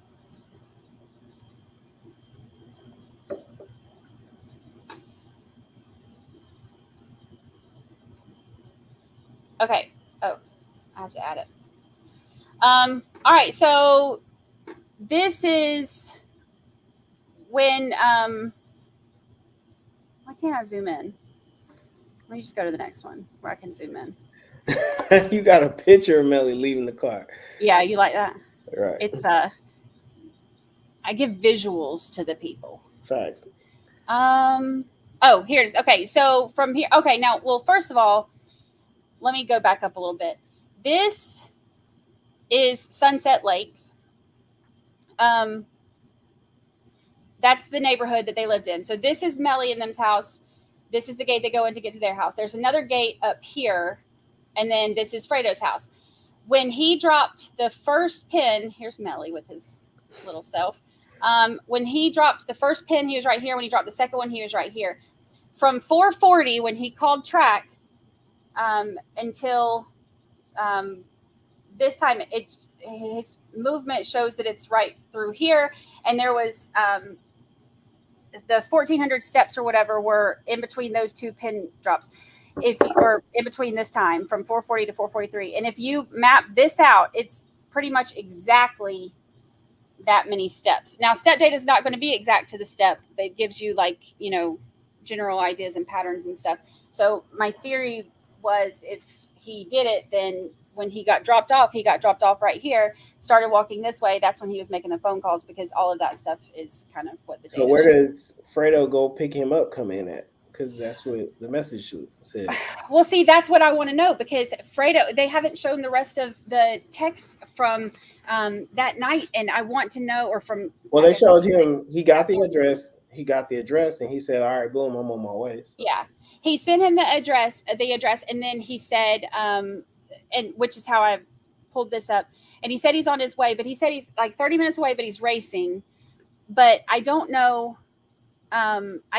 They didn't show anything after that, so I don't know anything else about, unless they show it later, or if it's coming. It doesn't show anything else about what time, and I haven't heard anything about Fredo, the video of him going into the gates either. So, but I don't know. But I think the other time stamp they had when he was right around Fredo's house was at like 7 something or. Right. Something like that. So I don't know, but I map all this out because I want to have my whole theory and see what makes sense. And I was trying to see, okay, when could they have stopped and when could anybody else have been in there? And I can't find nothing. Right. Well, it all depends on, it all boils down to that McDonald's right there, which is where they turned off and went their separate ways. Like, obviously everybody in the red car went to Melly's house, and everybody in the Jeep obviously went wherever they went. And this is where the McDonald's is, and then the red car went here, and then the Jeep came up here and over. Right. So but I'm curious to know, and then it was caught again going back at 406, but I'm curious to see what the defense is going to tell us, because the way I mapped everything out, I can't find it. But at the same time, they drove to the hospital, so it's no cameras in between from there to the hospital that would show the car all shot up or something. Like nobody saw this car on the street shot up. Like nobody, he rushed to the hospital and nobody noticed the car. Like, hey, no traffic cameras, no traffic lights notice like, hey, this car is really shot up, or this is like nobody noticed anything. It's just like they made it to the hospital with no type of evidence of not even just being fired on. Like, okay, like even at that where he said, or where Borland says the drive-by happened at, it's got to be a camera in that whole vicinity somewhere that would show like something going on and cars speeding off or anything like that, or just a firefight going on between two cars. So yeah, I think that I was curious about the school cameras to see if you could see it shot when they're going back east, but it's not good enough quality to where I could.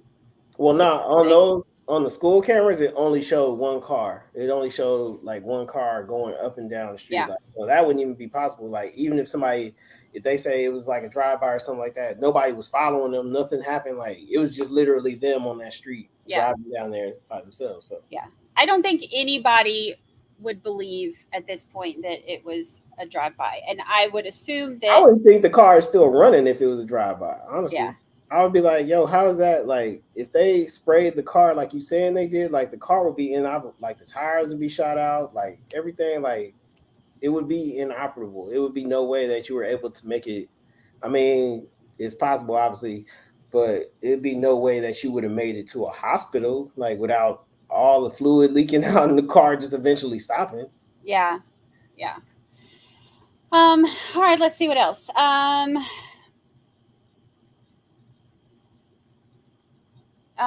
What's up with Cortland? Is he afraid of someone? No.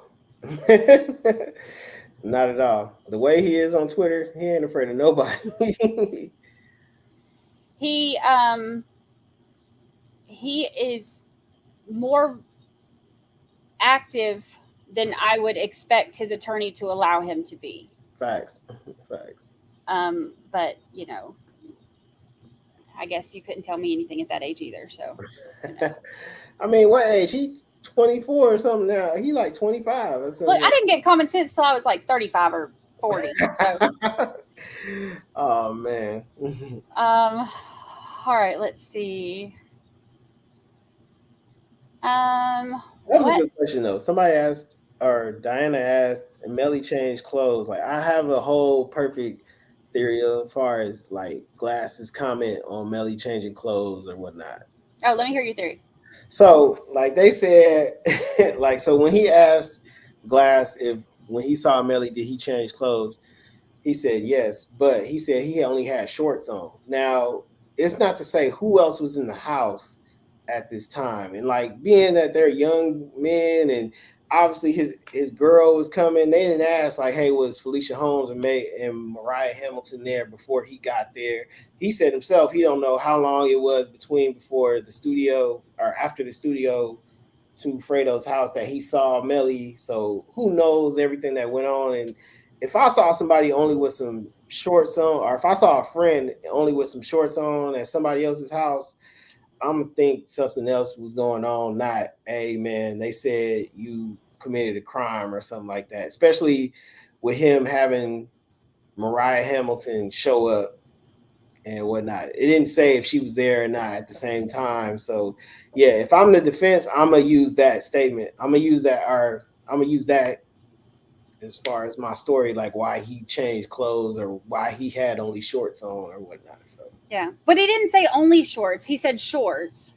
He said no. He was like, did he change clothes? He said, yeah, he had shorts on. That was it. Yeah, he said he had shorts on, but did he say that that's all he had on? Because the picture that they showed of him and Fredo, he was. Yeah, he had, but I don't think that was the same picture from that night, though. I think that's just a picture of them at their house. Oh, really? That's the same picture that they've used to identify Fredo every time. So if that was the case, they would have said, was this taken the night of, like, that would have been more helpful for Melly, if anything. Like, yo, this was taken on the night of the murder. Like, this is taken at this time or whatever or whatnot. Like, there's still too many potholes to try and figure out that picture. But like he said he changed clothes. He said, oh, I saw some shorts on. He had shorts on. Yeah. Okay, so the video of Melly and Borland hours after the deaths of childhood brothers shooting a video is wild. Okay, so let me get your opinion on this, because I posted this on Twitter when I was doing one of my deep dives. I found in evidence this girl who posted. I found her name. I stalked her on Facebook, found her live, sat there through an hour of this, and I saw that clip. So my thing is, if okay, let's pretend like this was a high budget video that they were shooting, and they had rented this big venue, and they had Beyonce people coming in to do hair and makeup and spray you with a fan so your hair blows and whatever they pay for. It wasn't that. It was in a parking lot. So my thing is, that's not true, because a lot of hip-hop videos from the biggest artists are shot in parking lots and shot outside in random places and whatnot. It's not just low budget rappers. Like, they got songs with. No, that's not what I'm saying, though. I'm saying, okay. I'm saying, like, if this had been something that they spent, I'm not saying he's a low budget rapper. I'm saying the budget for the video itself could not have been enough to justify canceling it. You know what I mean? Or postponing it. Because I feel like if this was something like they had spent, $200,000 on this video shoot, then I could maybe understand trying to push through it, but it's not like they only had this one day that they were allowed to go into this parking lot. So I feel like it should have been able to be pushed back. But even if you are the type that's going to, after the deaths of your two best friends, go do this, the part that I post on Twitter, which is actually the same part of that whole hour video that they played in court today, was not while they were filming. And that's what I think bothered me about it, because it's everybody grieves differently and you're going to, behave differently. But it was such questionable. It was questionable to me. It doesn't make sense to me. What are your thoughts on that? Coming from inner city, look, people close to you die all the time. So I think now, if that was the case, if you're looking at that video, like, obviously you don't know if he got paid to be there or not, but obviously, his best friends passed away and whatnot. So yeah, I would think that he would have some type of remorse or whatever. But like, coming from those type of environments, I know that people are like, yo, it happens all the time. It's like they become numb to it, I would say.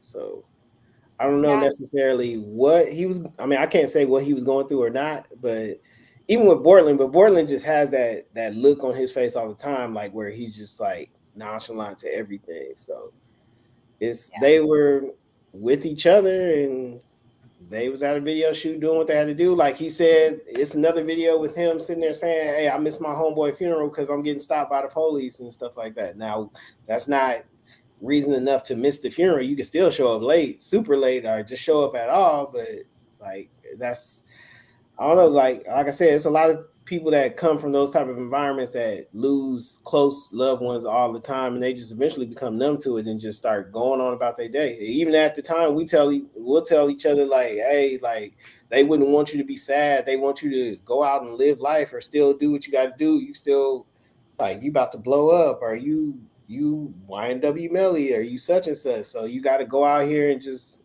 be as business as usual. So. Yeah, I guess. I mean, look, death happens every day, but your two best friends, right, that you've known. No, that wouldn't be like, if it was me. No, I'd be in the house. I'd be like, fuck, it's not enough money in the world for me to go outside. If that's the case. Yeah. I'm the same. I couldn't do it. But look at it. Kevin Hart. Even Kevin Hart just said it. His dad passed away, and he went on a whole tour after that. Like, no remorse at all, or not. He had remorse, but he just kept going with his. He just kept going with his life. So. Yeah. But hours later, going on. You know what? No, he did say that. So he said that the only reason he doesn't feel, or this is Kevin Hart, the only reason he don't feel bad, which is on his new special that he did on Peacock, he's saying, like, we're not going to mourn my dad. We're going to celebrate his life because I used him in so much of my stand up that he deserves to be celebrated. So that's why I would think, yeah, he went out and still did what he had to do. He still fulfilled his obligations. So. I think his obligation would have been to honor the family and give them a phone call, but right, yeah, definitely. Yeah, definitely. But he didn't do that. They were commenting on that. I don't know if you've seen that live video that she posted. But family and friends, Juvie's dad got on there and was on Brittany's account and was saying, you know, hey, this is Chris. You know, how are you doing this when you didn't even bother giving us a phone call and stuff? I mean, it just, I don't know. That part was hard for me. Too many variables. Too many reasons. Too many coulda, woulda, shouldas. Yeah. Do you tell me what you think about Track? About Track? Uh-huh. I don't think he had a real. I think it was literally just a business relationship between him and Melly. Yeah, I think it was just a business relationship. Like, I don't think it was really any type of like, yeah, they hung out and stuff like that. But I think it was just more like, I'm only here with him because he's good business at the time. Like, because he hasn't been to court. Yeah. So it's hard for me to understand like how the heck they have managed to not have anybody come show up to testify, him included. But you know, I don't think his music. I don't think they're trying to. I don't think the prosecution is trying to attach the music with what happened. I think they're trying to. That would have been a better play for them to do, but I think they just like played it safe on that part and was like, we're not gonna try and connect the music with what happened and with his like character or whatever, like, because the defense could easily be like, yo, he's an artist. It's so many artists that do this but don't really live what they say or really do what they say that they do in their songs, or really are portraying themselves as that, like they're saying it's an act, they're entertainer, they're this, that, and the third. They're not really like that. So yeah, I think they just made the safe bet not to go that route. And that would be the only reason that you would bring in like Track and Kevin Lyles and Boosie and everybody else that has supported Melly to testify or whatever. Because other than that, they're not going to be able to be like, oh, well, we know, tell us about him as a human being or whatever. They're going to be like, yeah, I met him when he was on the rise. Like, he's a great artist. Every time I meet him, he's genuine. But of course, somebody that can profit off him is going to have a certain display or a certain type of characteristic they present to you. They don't know what you do behind closed doors or who you messing with or who you dealing with outside of the music or outside the studio or outside of tours or outside of performing. So yeah. Did you hear or read or whatever the statement from Jacoby Mills, where he said that him, Track, Melly, and Bortland all went the next day to the crime scene to go get the guns they threw out, and that and which the cell phone evidence shows that Melly and Track's phones went there, but he gave a statement about that, which now he's not. I always wondered that too, though. They'd be like, yo, like Track is the one that disposed of like the murder weapons and stuff like that. And I'd be like, well, if that was the case, why is he not here on trial then? Like, why aren't they subpoenaing him? Or like, the only thing they did was they saw him at the prosecutor attorney's office and they seized the phone. Like, if they had any type of, you had some involvement in it in some kind of way, they would have subpoenaed him and did all the stuff that goes with it. So I don't know if they necessarily are sure for a fact that he has something to do with this as far as getting rid of evidence or getting rid of a murder weapon or whatnot. So yeah. I don't know. I would think that though. I'll be like, yo, like if they say he went there with him, like, yeah, where, like, oh, they searched his house and they searched Track's house and they didn't find anything. So did he dispose of it? What did he do with it? Like, you couldn't prove it. So well, I know that they subpoenaed his car too. I guess he had a Kia because Jacoby Mills even said that they rode out that he was given details about it. That they rode out there the next day in a Kia. So there's a subpoena for the Kia records, and I mean we haven't heard any of that yet, and it may still be coming. I know they still got a few hours left. The Jeep is in Track's name too. The Jeep was in Track's name too. So like I said, I think it was literally just like it was literally like an artist manager relationship. Like, yeah, they'd be like, yeah, we hang out and stuff like that. But I swear, I think it was nothing more than just business to Track. Even in the interviews, if you watch like interviews he do now, like he'll have that whole like demeanor that'd be like, yo, this was just business. Like, yeah, I know I don't think that these gentlemen would do that, or I don't think they ever had any issues. At least I didn't see them have any issues. But if you're as close as you say you are with them, you would know like everything going on, or you would know who's fighting or what beef they have with each other, blah, blah, blah. Like the money situation, like the money situation would be the only time that Track would come into play, you would say. But I think, yeah, they just had like a business arrangement, relationship type thing, like an artist would with a manager. Yeah. Well, yeah, but if it's just your manager, he's not going to go get the murder weapon the next day. So he might. Well, I mean, if that's his cash cow, yeah, if that's one of his, his cash cow, I guess so. I mean, he might. Yeah. All right, let's see what else. Why do you think Felicia changed her story? Oh, yeah, because she got paid off. But yeah, that's what I think. But I can say like she was well compensated. I would say that. I don't know if it was money that exchanged hands, but she was definitely compensated because she definitely compensated because there was definitely a different person that went up there and took the stand that was going to go up there and say what they originally said. Yeah. All right, let's see. Why didn't Melly go to the hospital as well? Especially if he's innocent. Why would he not have gone to the hospital? We know by his phone location he was right there. I don't know. That's a good question. That's another reason that would point in the direction like he must have did something if he didn't. Like my best friends are dead. Like, yeah, I'm rushing to the hospital. Yeah. So yeah, that's one of the reasons that would, if the jury really wanted to find him guilty, I would understand. Like, okay, well, you're right. Yeah.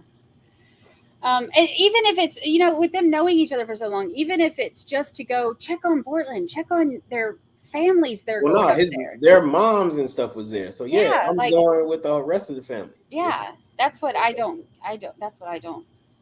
get. But what do I know? Your whole crew is there. Why aren't you there? Yeah. That would, yes. Knowing, and we know he was right down the road because if you remember my little cartoon Melly, my little dancing Melly, right. His little skinny stuff was right down the road. All right, let's see what else. And Melly never called Sack or Juvy's phones to check on them after hearing about the drive-by. If Portland ain't got no minutes and he's sharing other people's phones, then you would think that he would have called one of the others. Yeah, I don't know how I would have handled that situation. You know what? I would have, if it was me, I would have texted. Obviously, if I didn't do it, I would text Sack and Juvy's phone because I would be in disbelief. So I would text it to be like, yo, I heard this, that, and the third. Like, even if Portland called me and told me that, I would still be in like disbelief, like this is a dream or whatever. So yeah, I'm gonna text both phones. But yeah, I don't know. That's a good one. That's something that the prosecution should have definitely led with. Yeah. And I mean, especially when you look at it on the map and see how close he was when he was, dropping his location and stuff to Fredo. So, oh goodness gracious, that part, all these parts. There's a lot of parts in this, which is kind of why it's building up and making it harder for me to see something reasonable. So I'm curious to see what the. Well, what do you think? What if you were the defense? What would you think your strategy would be presenting this case? Obviously, on I want to say tomorrow, pretty much. That would be the earliest that they'll present their case. Begin to present their case. How would you think? I've thought about this because I tried to put myself in the situation like if that was my kid how would I, not if I was his attorney, but if that was my kid and I had to convince these people that he is not guilty, I was thinking, how would I get up there? Like, what can I look at with all of this to show this could have happened, this could have happened? I mean, I even went so far as to, like, in between the cameras, I looked at what timestamps they were, and and Googled how long how long the drive is and stuff like that, seeing like, well, maybe if they could have stopped here and met somebody. And the thing about reasonable doubt is it has to be reasonable, and I have not been able to find a reasonable explanation as to how his phone was with him before and after, but during it was at the scene of the crime, and then he could not have gotten out of the car, in my opinion. The evidence does not, I'm an evidence girl, and the evidence does not, I can hope that he would all I want to, because I don't want to believe that he did it. Evidence doesn't lie, and the evidence shows that that car did not stop moving until it got to that scene. So he was there. So at the bare minimum, he ain't innocent. And that, I think, is one of the hardest parts for me, because trying to figure out any other scenario where all of this works, where somebody else would have met them in the middle of nowhere, to shoot them up and get him out of the back seat, take his position in the back seat while Sack and Juvie are still asleep. Because, they got to pull over on the side of the road, and somebody's got to swap seats with him without them waking up, and then shoot him and then leave. So I can't find anything else that makes sense. Well, that was the biggest moment for me, was like our discovering that they were both asleep when it happened. Like they're saying, like, Sack Chaser was shot through the back of the neck, but he was already slunched over, like he was already asleep before it even went into him. So, and then just to have them say Juvie was like sit like straight up, and then like to see that he went with this hand to try, like it was a laceration on his hand from what looked like a bullet or whatever that he tried to block or whatever that hit him in the cheek. Like that was the biggest moment for me. It was like, dang, they were asleep. They didn't even know what was coming. Like they didn't even know what was going on at the time. And especially for Sack Chaser to get shot first, obviously he just didn't notice. I mean, he didn't feel anything. He didn't notice like everything. He passed away before he could even realize what was going on, or if anything. And then for Juvie to wake up and be like, oh snap, like, and then go like this, that's why I was like, okay, somebody had to be in that driver's rear seat to do that. So yeah, but and that's my thing, is somebody had to be in that seat to fire this, to kill them. Somebody had to be in that seat, and we see him getting in that seat, the car leaving, and the car not stopping until it gets there. So at some point, it's like I have how else can you explain it? So that's where I'm at with it. And I say my mind is still open. We haven't heard defense yet, but if you don't finish prosecution thinking like, oh yeah, this is a strong case, then they haven't done their job. So now, how do y'all feel with everybody like saying we know he did it, but then they'll easily turn around and be like, oh, the prosecution is losing this case or whatever. So what is the whole point of the justice system if you already think he did it, or if that person is already guilty in your eyes, but you notice that the prosecutor is losing a case that you already know, like you feel like he did it and whatnot. So yeah. What do you guys think about the justice system as far as from that aspect though now? Like, okay, so say he did it, and they find him not guilty. Y'all gonna say like, oh well, it's because the prosecutor did a poor job of presenting the case, correct? Yeah. So isn't that what, like, that's the whole point of doing trials and cases and whatnot? Well, see, that's part of it too, and that's something that we've talked about on the stream as well, because I go and pull all the court documents, all the everything, because like I said, I want to know the whole story. I'm nosy like that, right? And I'll map everything out, but the jury doesn't get to hear everything that we do. So when some of the background stuff, like I know what Felicia was originally saying, and I know what Mariah was originally saying, and I know about, the Jacoby Mills saying that they went the next day and got this. I know that their testimonies are very damning for him, and they are also backed up by actual factual evidence that can be verified. If I'm a juror and I saw all that, I'm like, guilty, done deal. But they don't see all of that. So you have to, I try to put myself into seeing what they're allowed to see and what they're not. Defense has done a fantastic job of getting a lot of things kept out of this. And some of it I understand, like the previous bad acts and the 404, some of it's more prejudicial than probative. I get that. If, let's say he's, innocent as a schoolboy and, but he's got pictures, of guns and stuff because that's his, rap life or his, entertainer life. Okay, if they see that, then they could be like, oh, he's that. I bet he does it. So I understand why that kind of stuff is kept out. What's hard is that when you see factual, like data and evidence that corroborates a statement that they now are not allowed to hear because somebody suddenly has amnesia, that part is what's hard to put faith in the justice system to always work, because it's like, there are so many loopholes that, you can get around things, and it makes it hard to always know or hope that the right thing is going to happen.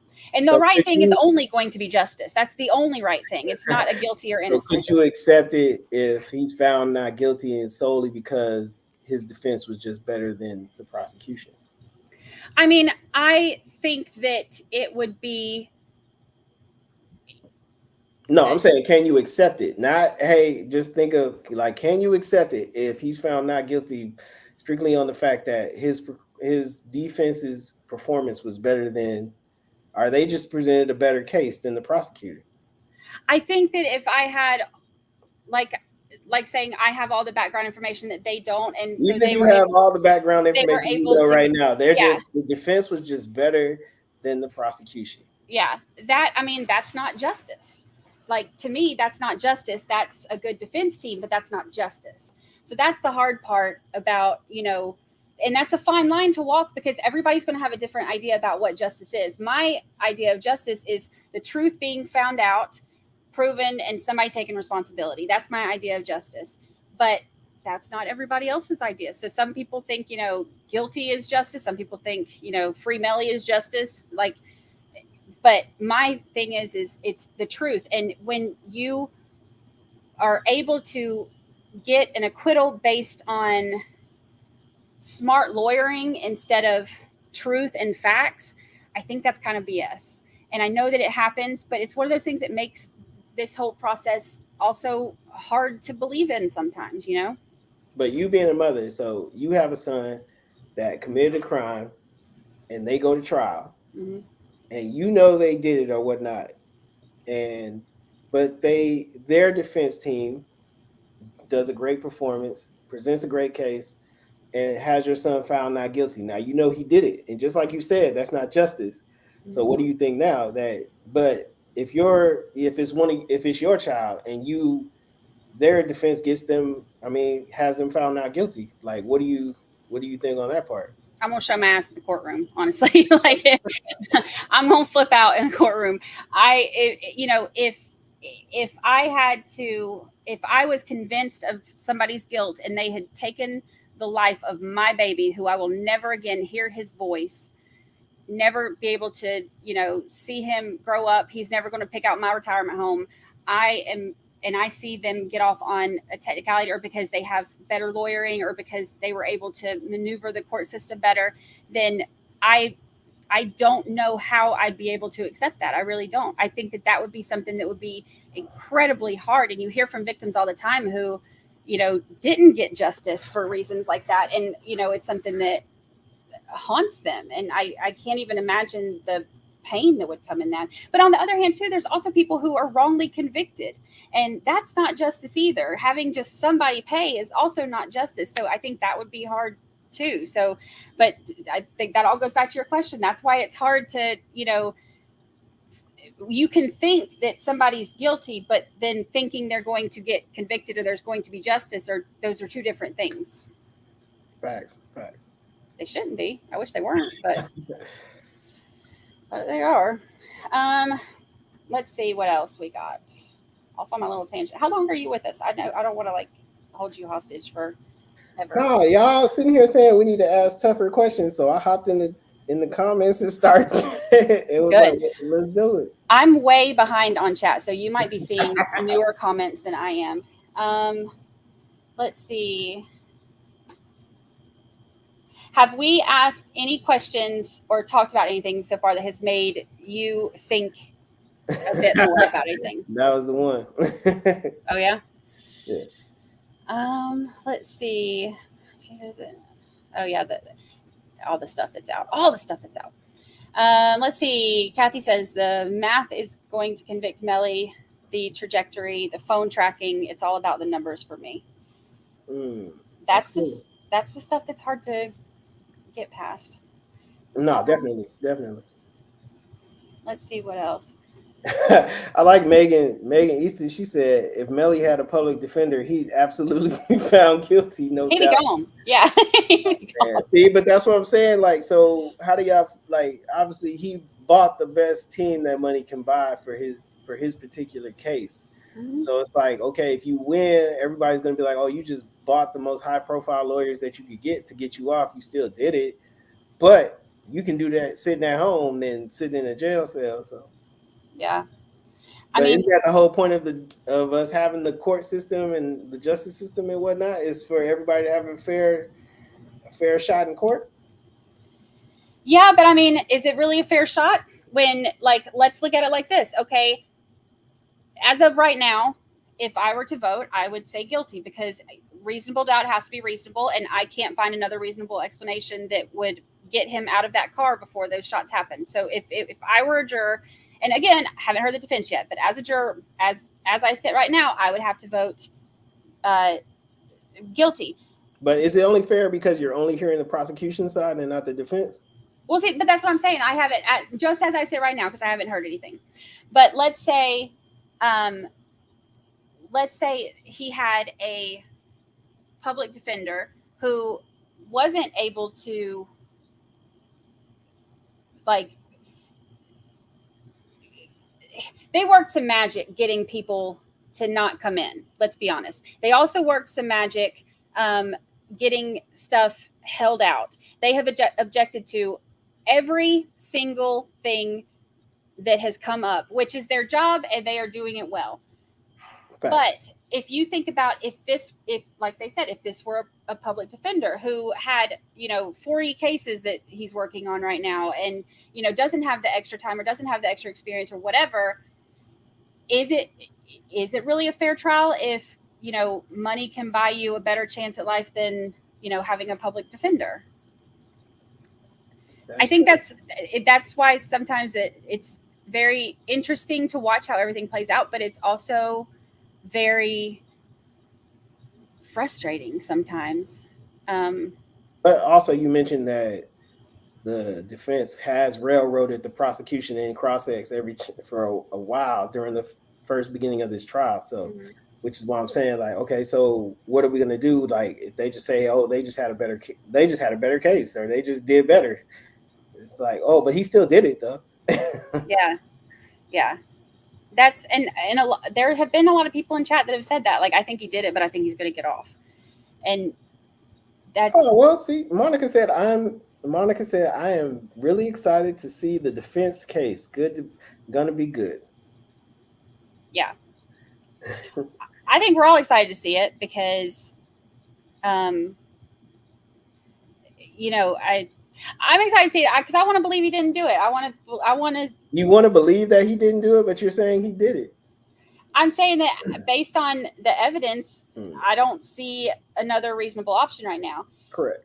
So I want to see another reasonable option because I want to believe that a kid that's my son's age would not shoot his two best friends in cold blood. I want to believe that wouldn't be possible, that it was some other person who didn't have history with them, didn't have this connection to them, didn't attack them while they were sleeping, even though he knows, he's known them since they were kids. I want to believe that didn't happen.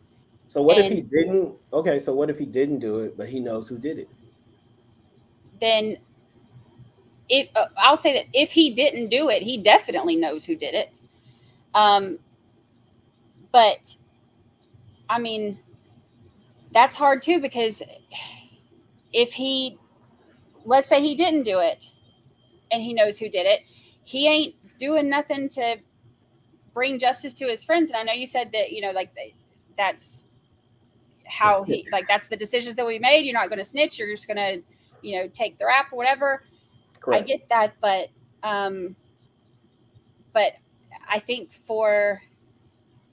I don't know. I mean, that let's killer walk free. I don't know. It's Virginia's funny. He just is guilty.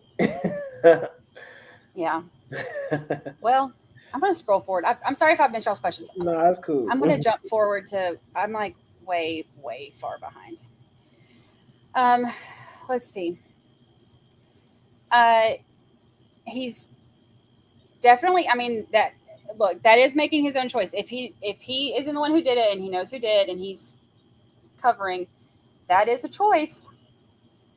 But let's see how that works out. Well, look, if you guys go listen to this, to listen to the infamous podcast, it'll definitely tell you that people in Gifford have already said that no matter what happens, no matter what the outcome of the case is, Melly can't come back to Gifford, let alone he would have to leave Florida, because they were like, if they don't get justice in the courtroom, we're going to get justice in the streets. So they got to go listen to that whole podcast. It dives deep into all kinds of scenarios that could have happened, and it dives into all the evidence that you guys haven't been privy to in the prosecution or the defense, which they'll probably bring up, I'm sure, if they haven't planned on it or not. But yeah, that podcast definitely tells you a lot, like as far as like what is going on in Gifford and in Vero Beach and in like Miramar right now. So yeah. What's it called? It's called Infamous. It's on Spotify. It's only on Spotify too. It's Infamous YNW Melly. So it's like an 8-episode podcast. Oh, I'm gonna listen. It came out like 2 years ago. So I'm gonna listen. There's so much on it. So it's like I try to watch and listen to whatever I can, but then I also spend a lot of time in court documents, because Lord knows there's 700 pages of court, not 700 pages, 700 links to court documents. Right. Thank you for the super sticker. Thank you, Guilt by Association, with the kissy faces. I like how you send the kissy face. Guilty. Like, yeah, that's Guilt by Association. If he is not telling and he knows who did it and he's not telling, that is Guilt by Association. That is. Okay, but how do you guys feel about, even if they get, okay, so say they say Melly is not guilty, it all falls on Bortland now, because they said the shots could have came from the front seat of the car too, but it's almost impossible, being that he would have to be Inspector Gadget, like they said, but he could have been a part of it, or he could have been the person that did it. They could have switched seats. They could have did all kinds of stuff. So, yeah, I mean, I feel like the defense is going to throw Bortland under the bus as much as possible. They even said in opening statements that he's the most obvious, choice as far as other options go. And then I'm sure in his, in Bortland's trial, they're going to throw Melly under the bus. That's just what co-defendants do when they have separate trials. Correct. But I'm curious, when his trial comes out, I know we'll hear more, but I'm curious about how. Not even more. We'll hear a whole different scenario. We'll hear a whole different, it'll be completely different on what happened. Yeah. Yeah. Which, is good. And I'm going to keep my charts. I'm going to compare everything. But it's good, to hear something else. Right now, we have no information on him. He's the only one with a burner phone, and he was out of minutes. So, we don't know anything about, any of his stuff. And that's something that, like I said earlier, it confuses me about, like, when was Bortland drove to that spot. When was that decision made to drive to that spot, and who made that decision, and when did they agree on it? And that's something that I really want to know. Jacqueline Howard asked, "Do you think the FBI person will cooperate with the defense if he comes back to impeach Moretti?" Yeah, I don't know. I mean, he'll cooperate to the best of his ability, like just based on what he's questioned with. That's about it.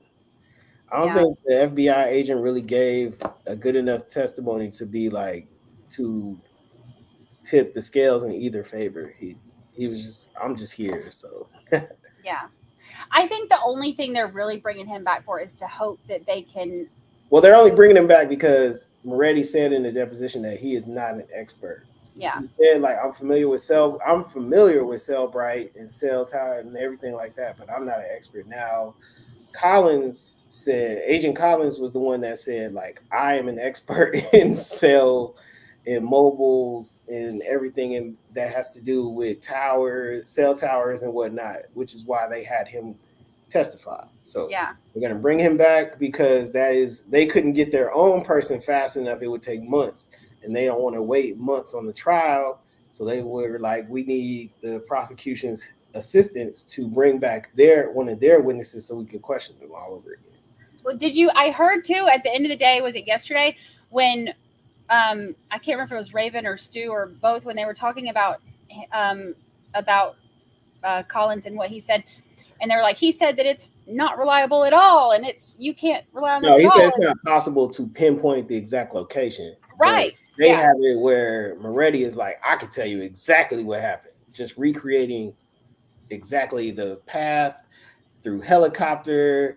But just like how Melly's attorney asked, like, hey, did you even consider like weather conditions, accidents, like road construction, anything like that when you were sitting here doing this? And he was like, no, I didn't. So they're like, okay, well, that is grounds right there to show that you don't know what you're talking about. So yeah, but they know it wasn't raining because the video, and they were investigating that day. So they know there was no raining or storming.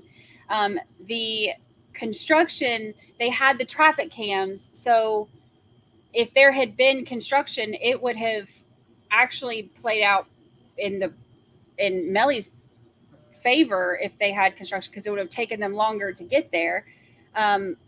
So I don't think that even with those scenarios factored in, I don't think that it would affect that driving so much. It's pretty much all interstate. So it wouldn't have been, a huge, I don't know, to me, that doesn't seem like a huge thing when you look at how long the drive should be from point A to point B, and then you look at how long it took them, and then you look at how long, a few years later it took them. It's still the same. I think if it had,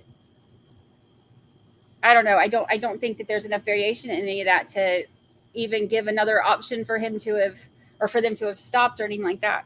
With the tower data and stuff like that, and the engineering report and all that, when they were talking about, because you can see on the report where it says some of the stuff is, it'll say low, medium, or high of the precision. So it'll tell you like, this is this close or whatever. So a lot of it you can't tell.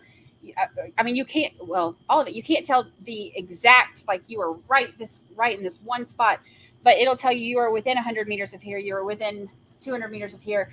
And when you follow that along the road, it might say that you're, 20 feet off the road over there or 40 feet off the road over here, but it's still, you're following along the same path. So, well, they said that obviously the killing blows of Sack Chaser and Juvie were at literally 9 inches or arm's length. And they had today that Melly's phone was 400 meters away and such was 100 meters away. So, and then people were in my tweets just like, yo, 400 meters is like 3 football fields. Like, that's a long ways away to shoot somebody that's not up close and personal. So, yeah. But see, that's my whole thing too with the saying it's 400 meters away doesn't mean that he was definitely 400 meters away, because of the precision thing they were talking about with it being like that. So that's the thing, is like they can't say exactly you were right here, other than the pin drops, the location drops that he sent. But But like you said, he was in the vicinity, but it wasn't like yeah, yeah. he was within 100 meters at this time. He was within 400 meters of this point at this time. He was in, whatever. But they determined that the shootings happened literally within arm's length. Like, so yeah, whoever did it was in the vehicle. yeah, So you just have to pinpoint Melly's whereabouts. yeah. I'm curious to see what the defense says. Correct. I will see if they have. I know they don't have to provide another option, but it would be the smartest thing for them to do. I think, because I think that biggest thing that people get caught up on is, if it wasn't him, who else could it have been and how? But how do you feel about all the celebrity references though throughout the trial? Just everybody mentioned under the sun. yeah, it really has been, and it's been. And some of them, look, I'm not as cool as my kids, so some of them I'm like, hey, who's this guy, Right. And even when, like, I was looking people up today, and there were a few of them that I didn't know who it is, and then it's like, oh, your kid follows this person on Instagram. I'm like, then I text him, I'm like, what's the scoop on this one? But so a lot of them I know, and a lot of them I don't. I'm much older than like, the young whippersnappers who are following stuff. Do you think Melly should testify? No. I wish he would, but I mean, it's still time. But do you think he should testify? As if you were the attorney, do you think it would be wise for him to testify? No. And why not? Because you can only catch a fish if their mouth is open. What does that even mean? It means that you only get caught when you open your mouth. Like, the only thing he has going for him right now is the fact that he has refused to talk to law enforcement, so he doesn't have anything that they've been able to use to show that he's lying about anything. If he gets up there, this evidence does not look good for him. So if he gets up there and does not want to say, it wasn't me, this is what happened, this is my story, this is how this explains everything. If he can't get up there and explain how it all works, then they're going to tear him apart. He would have to have an explanation and answers to all of the hard questions in order to make it a good idea to get up there. And even then it's hard to, like, I've seen people who I wholeheartedly believe were innocent take the stand in their own defense and say something that makes sense and still get convicted. So I don't think he should, but I would love for him to. I want to hear his side. He is literally one of the only two people that know everything that happened that night. Literally. Mm-hmm. So I know. Which is why I would love for him to. But I don't think he will. I don't think, if I were his attorney, I would tell him no. Like, sit here and, look nice and innocent, and look nice and innocent. Look nice and innocent. Correct. Bat your eyes at the jury. I would, yes, as an attorney, I would advise him not to testify.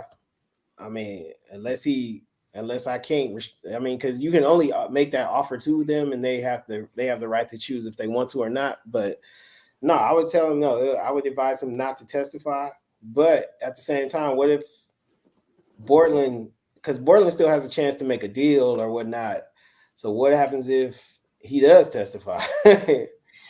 I've thought about that. If he testifies, I mean, but do you think that he would? I mean, he's even now still doing songs and stuff with. Oh yeah. He's still releasing music, but I mean, that's literally his scapegoat. He's on house arrest. He can only go to the recording studio, to church, and that's it. Yeah. Yeah, that was the only two places he could go to. So, yeah.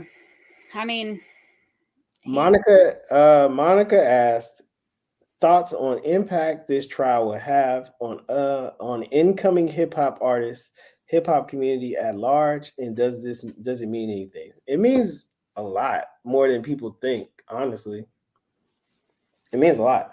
For incoming artists, I mean, I don't know if it'll be any crime. Well, there's another artist right now that they're trying in New York that they're trying to give the death penalty to, are trying to the state is seeking the death penalty, but I don't know. I think they're just gonna stick with just life in prison or whatnot. But yeah, it'll affect. But say Melly is found guilty, it will affect other cases in other states.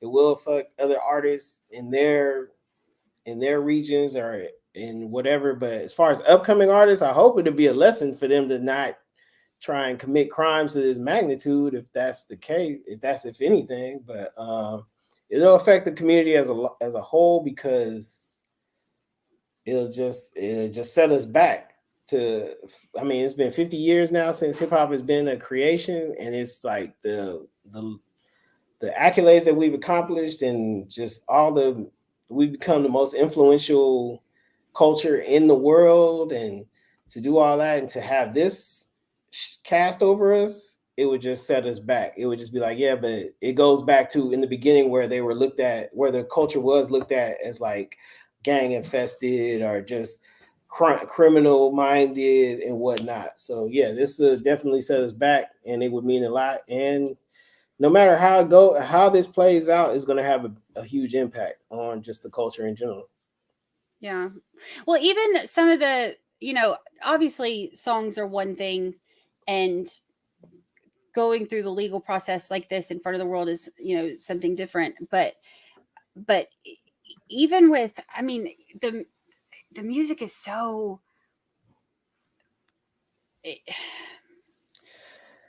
it's hard. I mean, look, like I said earlier, like I'm an old lady.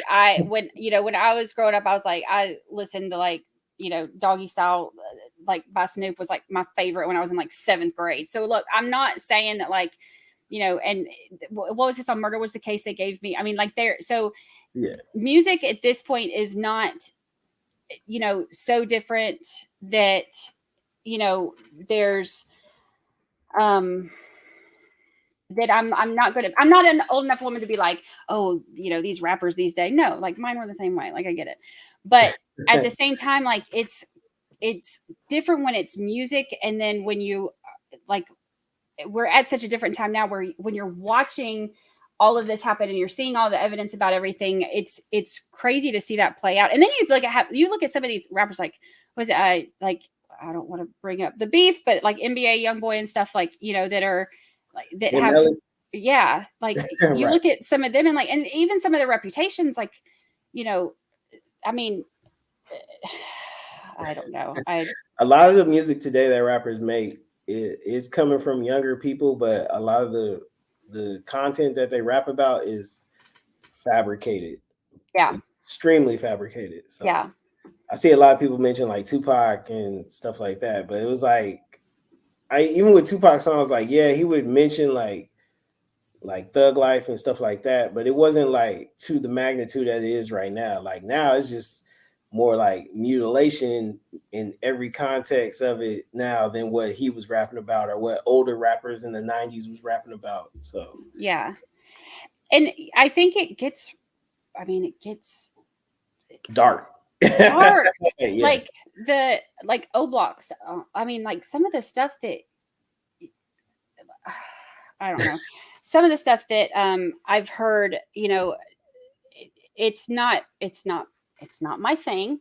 And I do like a lot of different genres of music, but some of the stuff I'm just like, I know that I was listening to stuff that my parents thought was crazy when I was younger, and I still do listen to some stuff that, that my mama would, like have my hide if she heard me listening to. But some of the stuff that now is just, it's not even, it's like you said, it's not even just like the, the Tupac and the,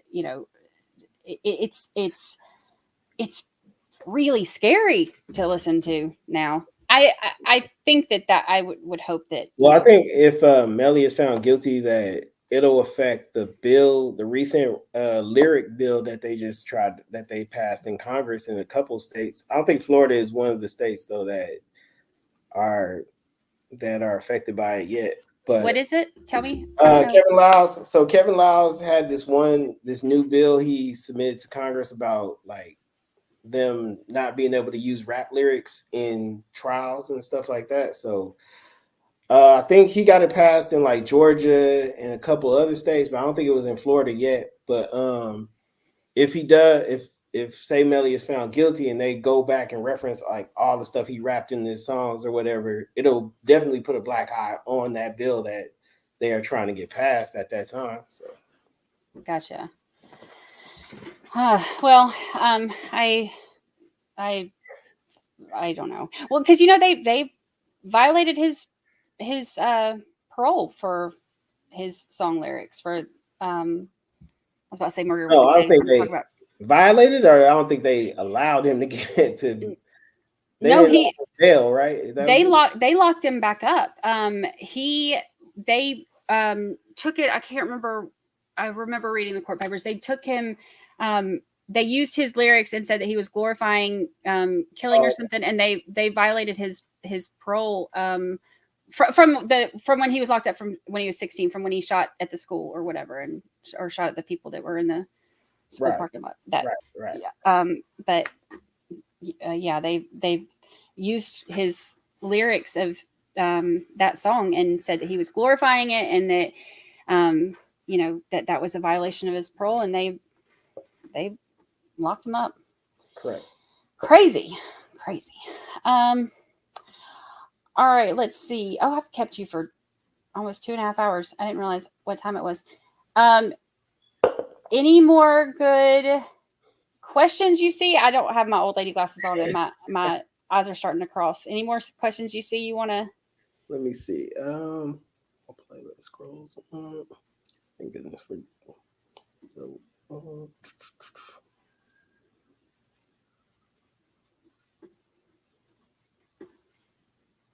California will use lyrics against you legally. I guess, yeah. I think they still do. A lot of them haven't passed yet, or a lot of them have initiated, but all the states haven't passed yet. So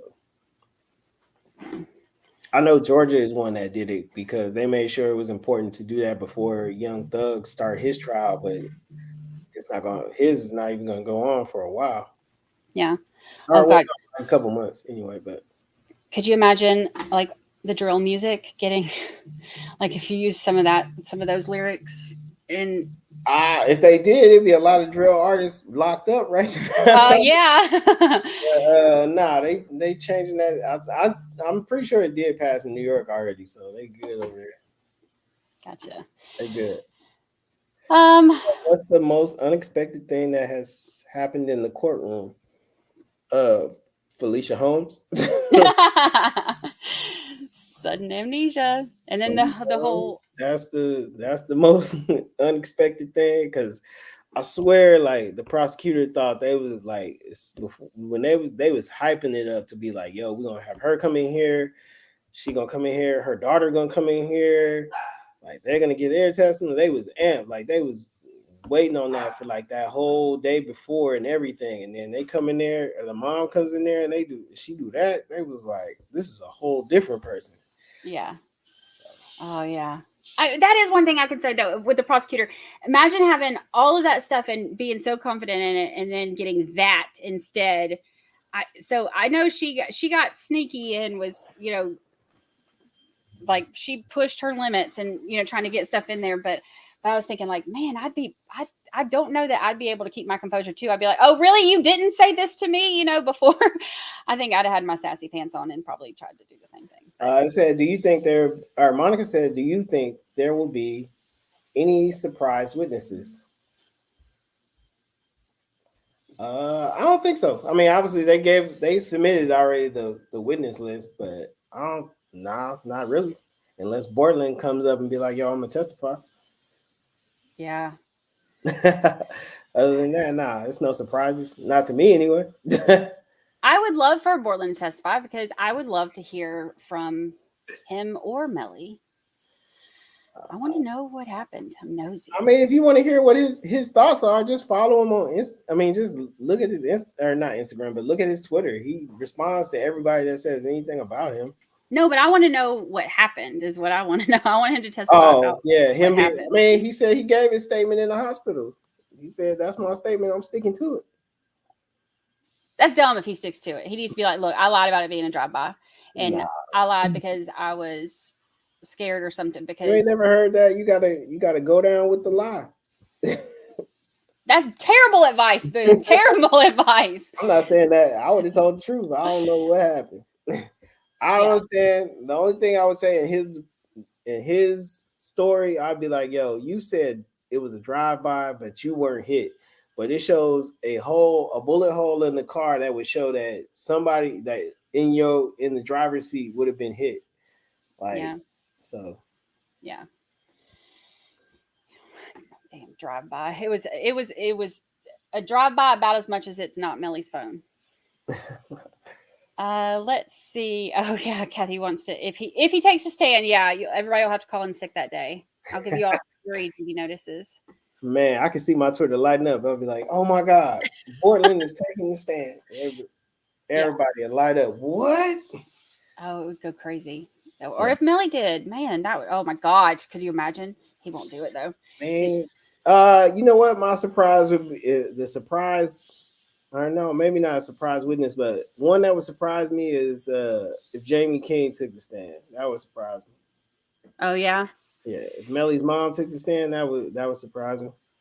I mean, what she said something in, or I read in I don't remember which deposition it was, where she told somebody that Melly was in ICU after the shooting, and then when they got there, they said that she said, I can't remember if it was like maybe Sack's mom or aunt or something, and that the story was originally that when she called them that he was in ICU, that they had been in a shooting, he was in ICU, and they got there and she said he wasn't or something. Did you read that? Melly's mom. Okay, so the people that they were at the hospital obviously was Melly's mom. Melly's mom was there, but obviously Melly wasn't. Juby's mom was there. Traylon Glass. A couple other family members, I guess I would say, from Juby's family was there. It wasn't saying that Sack Chaser's mom was there or not, though. Not for sure. It just said Juby's mom. Mm.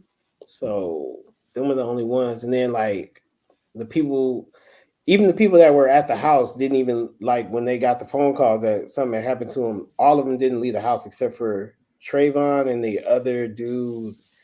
I forgot his name. Drew. Oh, Drew. Yeah. Yeah. Drew. Drew filmed it. So yeah. I wish I just want to know that. I just want to know the truth. Well, do you think you're ever going to know the truth? No. Or we just have to go what is presented in the case? Yeah. That's not true. We might know the truth when they do like a what's it called? A documentary and stuff like that in the future. Like, yeah. So like on down the line when people aren't scared. It'll be way more revealed. Yeah. Court documents. Like it's I think this dude, his name is 1060 Jake or something like that. He has like over 400 pages of like court documents from just this case alone that he had like 2 years ago. Yeah. I mean, this stuff has been going on. I mean, obviously it's been going on for a while, but the court documents there's so much. I mean, normally like before I start covering a trial, I'll take like a few days and like go through everything. This took me weeks to read all the court documents. Weeks. It is insane how much there is. And a lot of it is fighting to get stuff removed. Defense files a motion to remove everybody's testimony. And, there's all these motions about not being able to find the witnesses to serve them subpoenas and not being able to, get the right addresses and stuff. But there's so much. Thanks. All right. I guess the last question I would have, if Monica stays, I guess, how's my coverage on the trial? Brandi?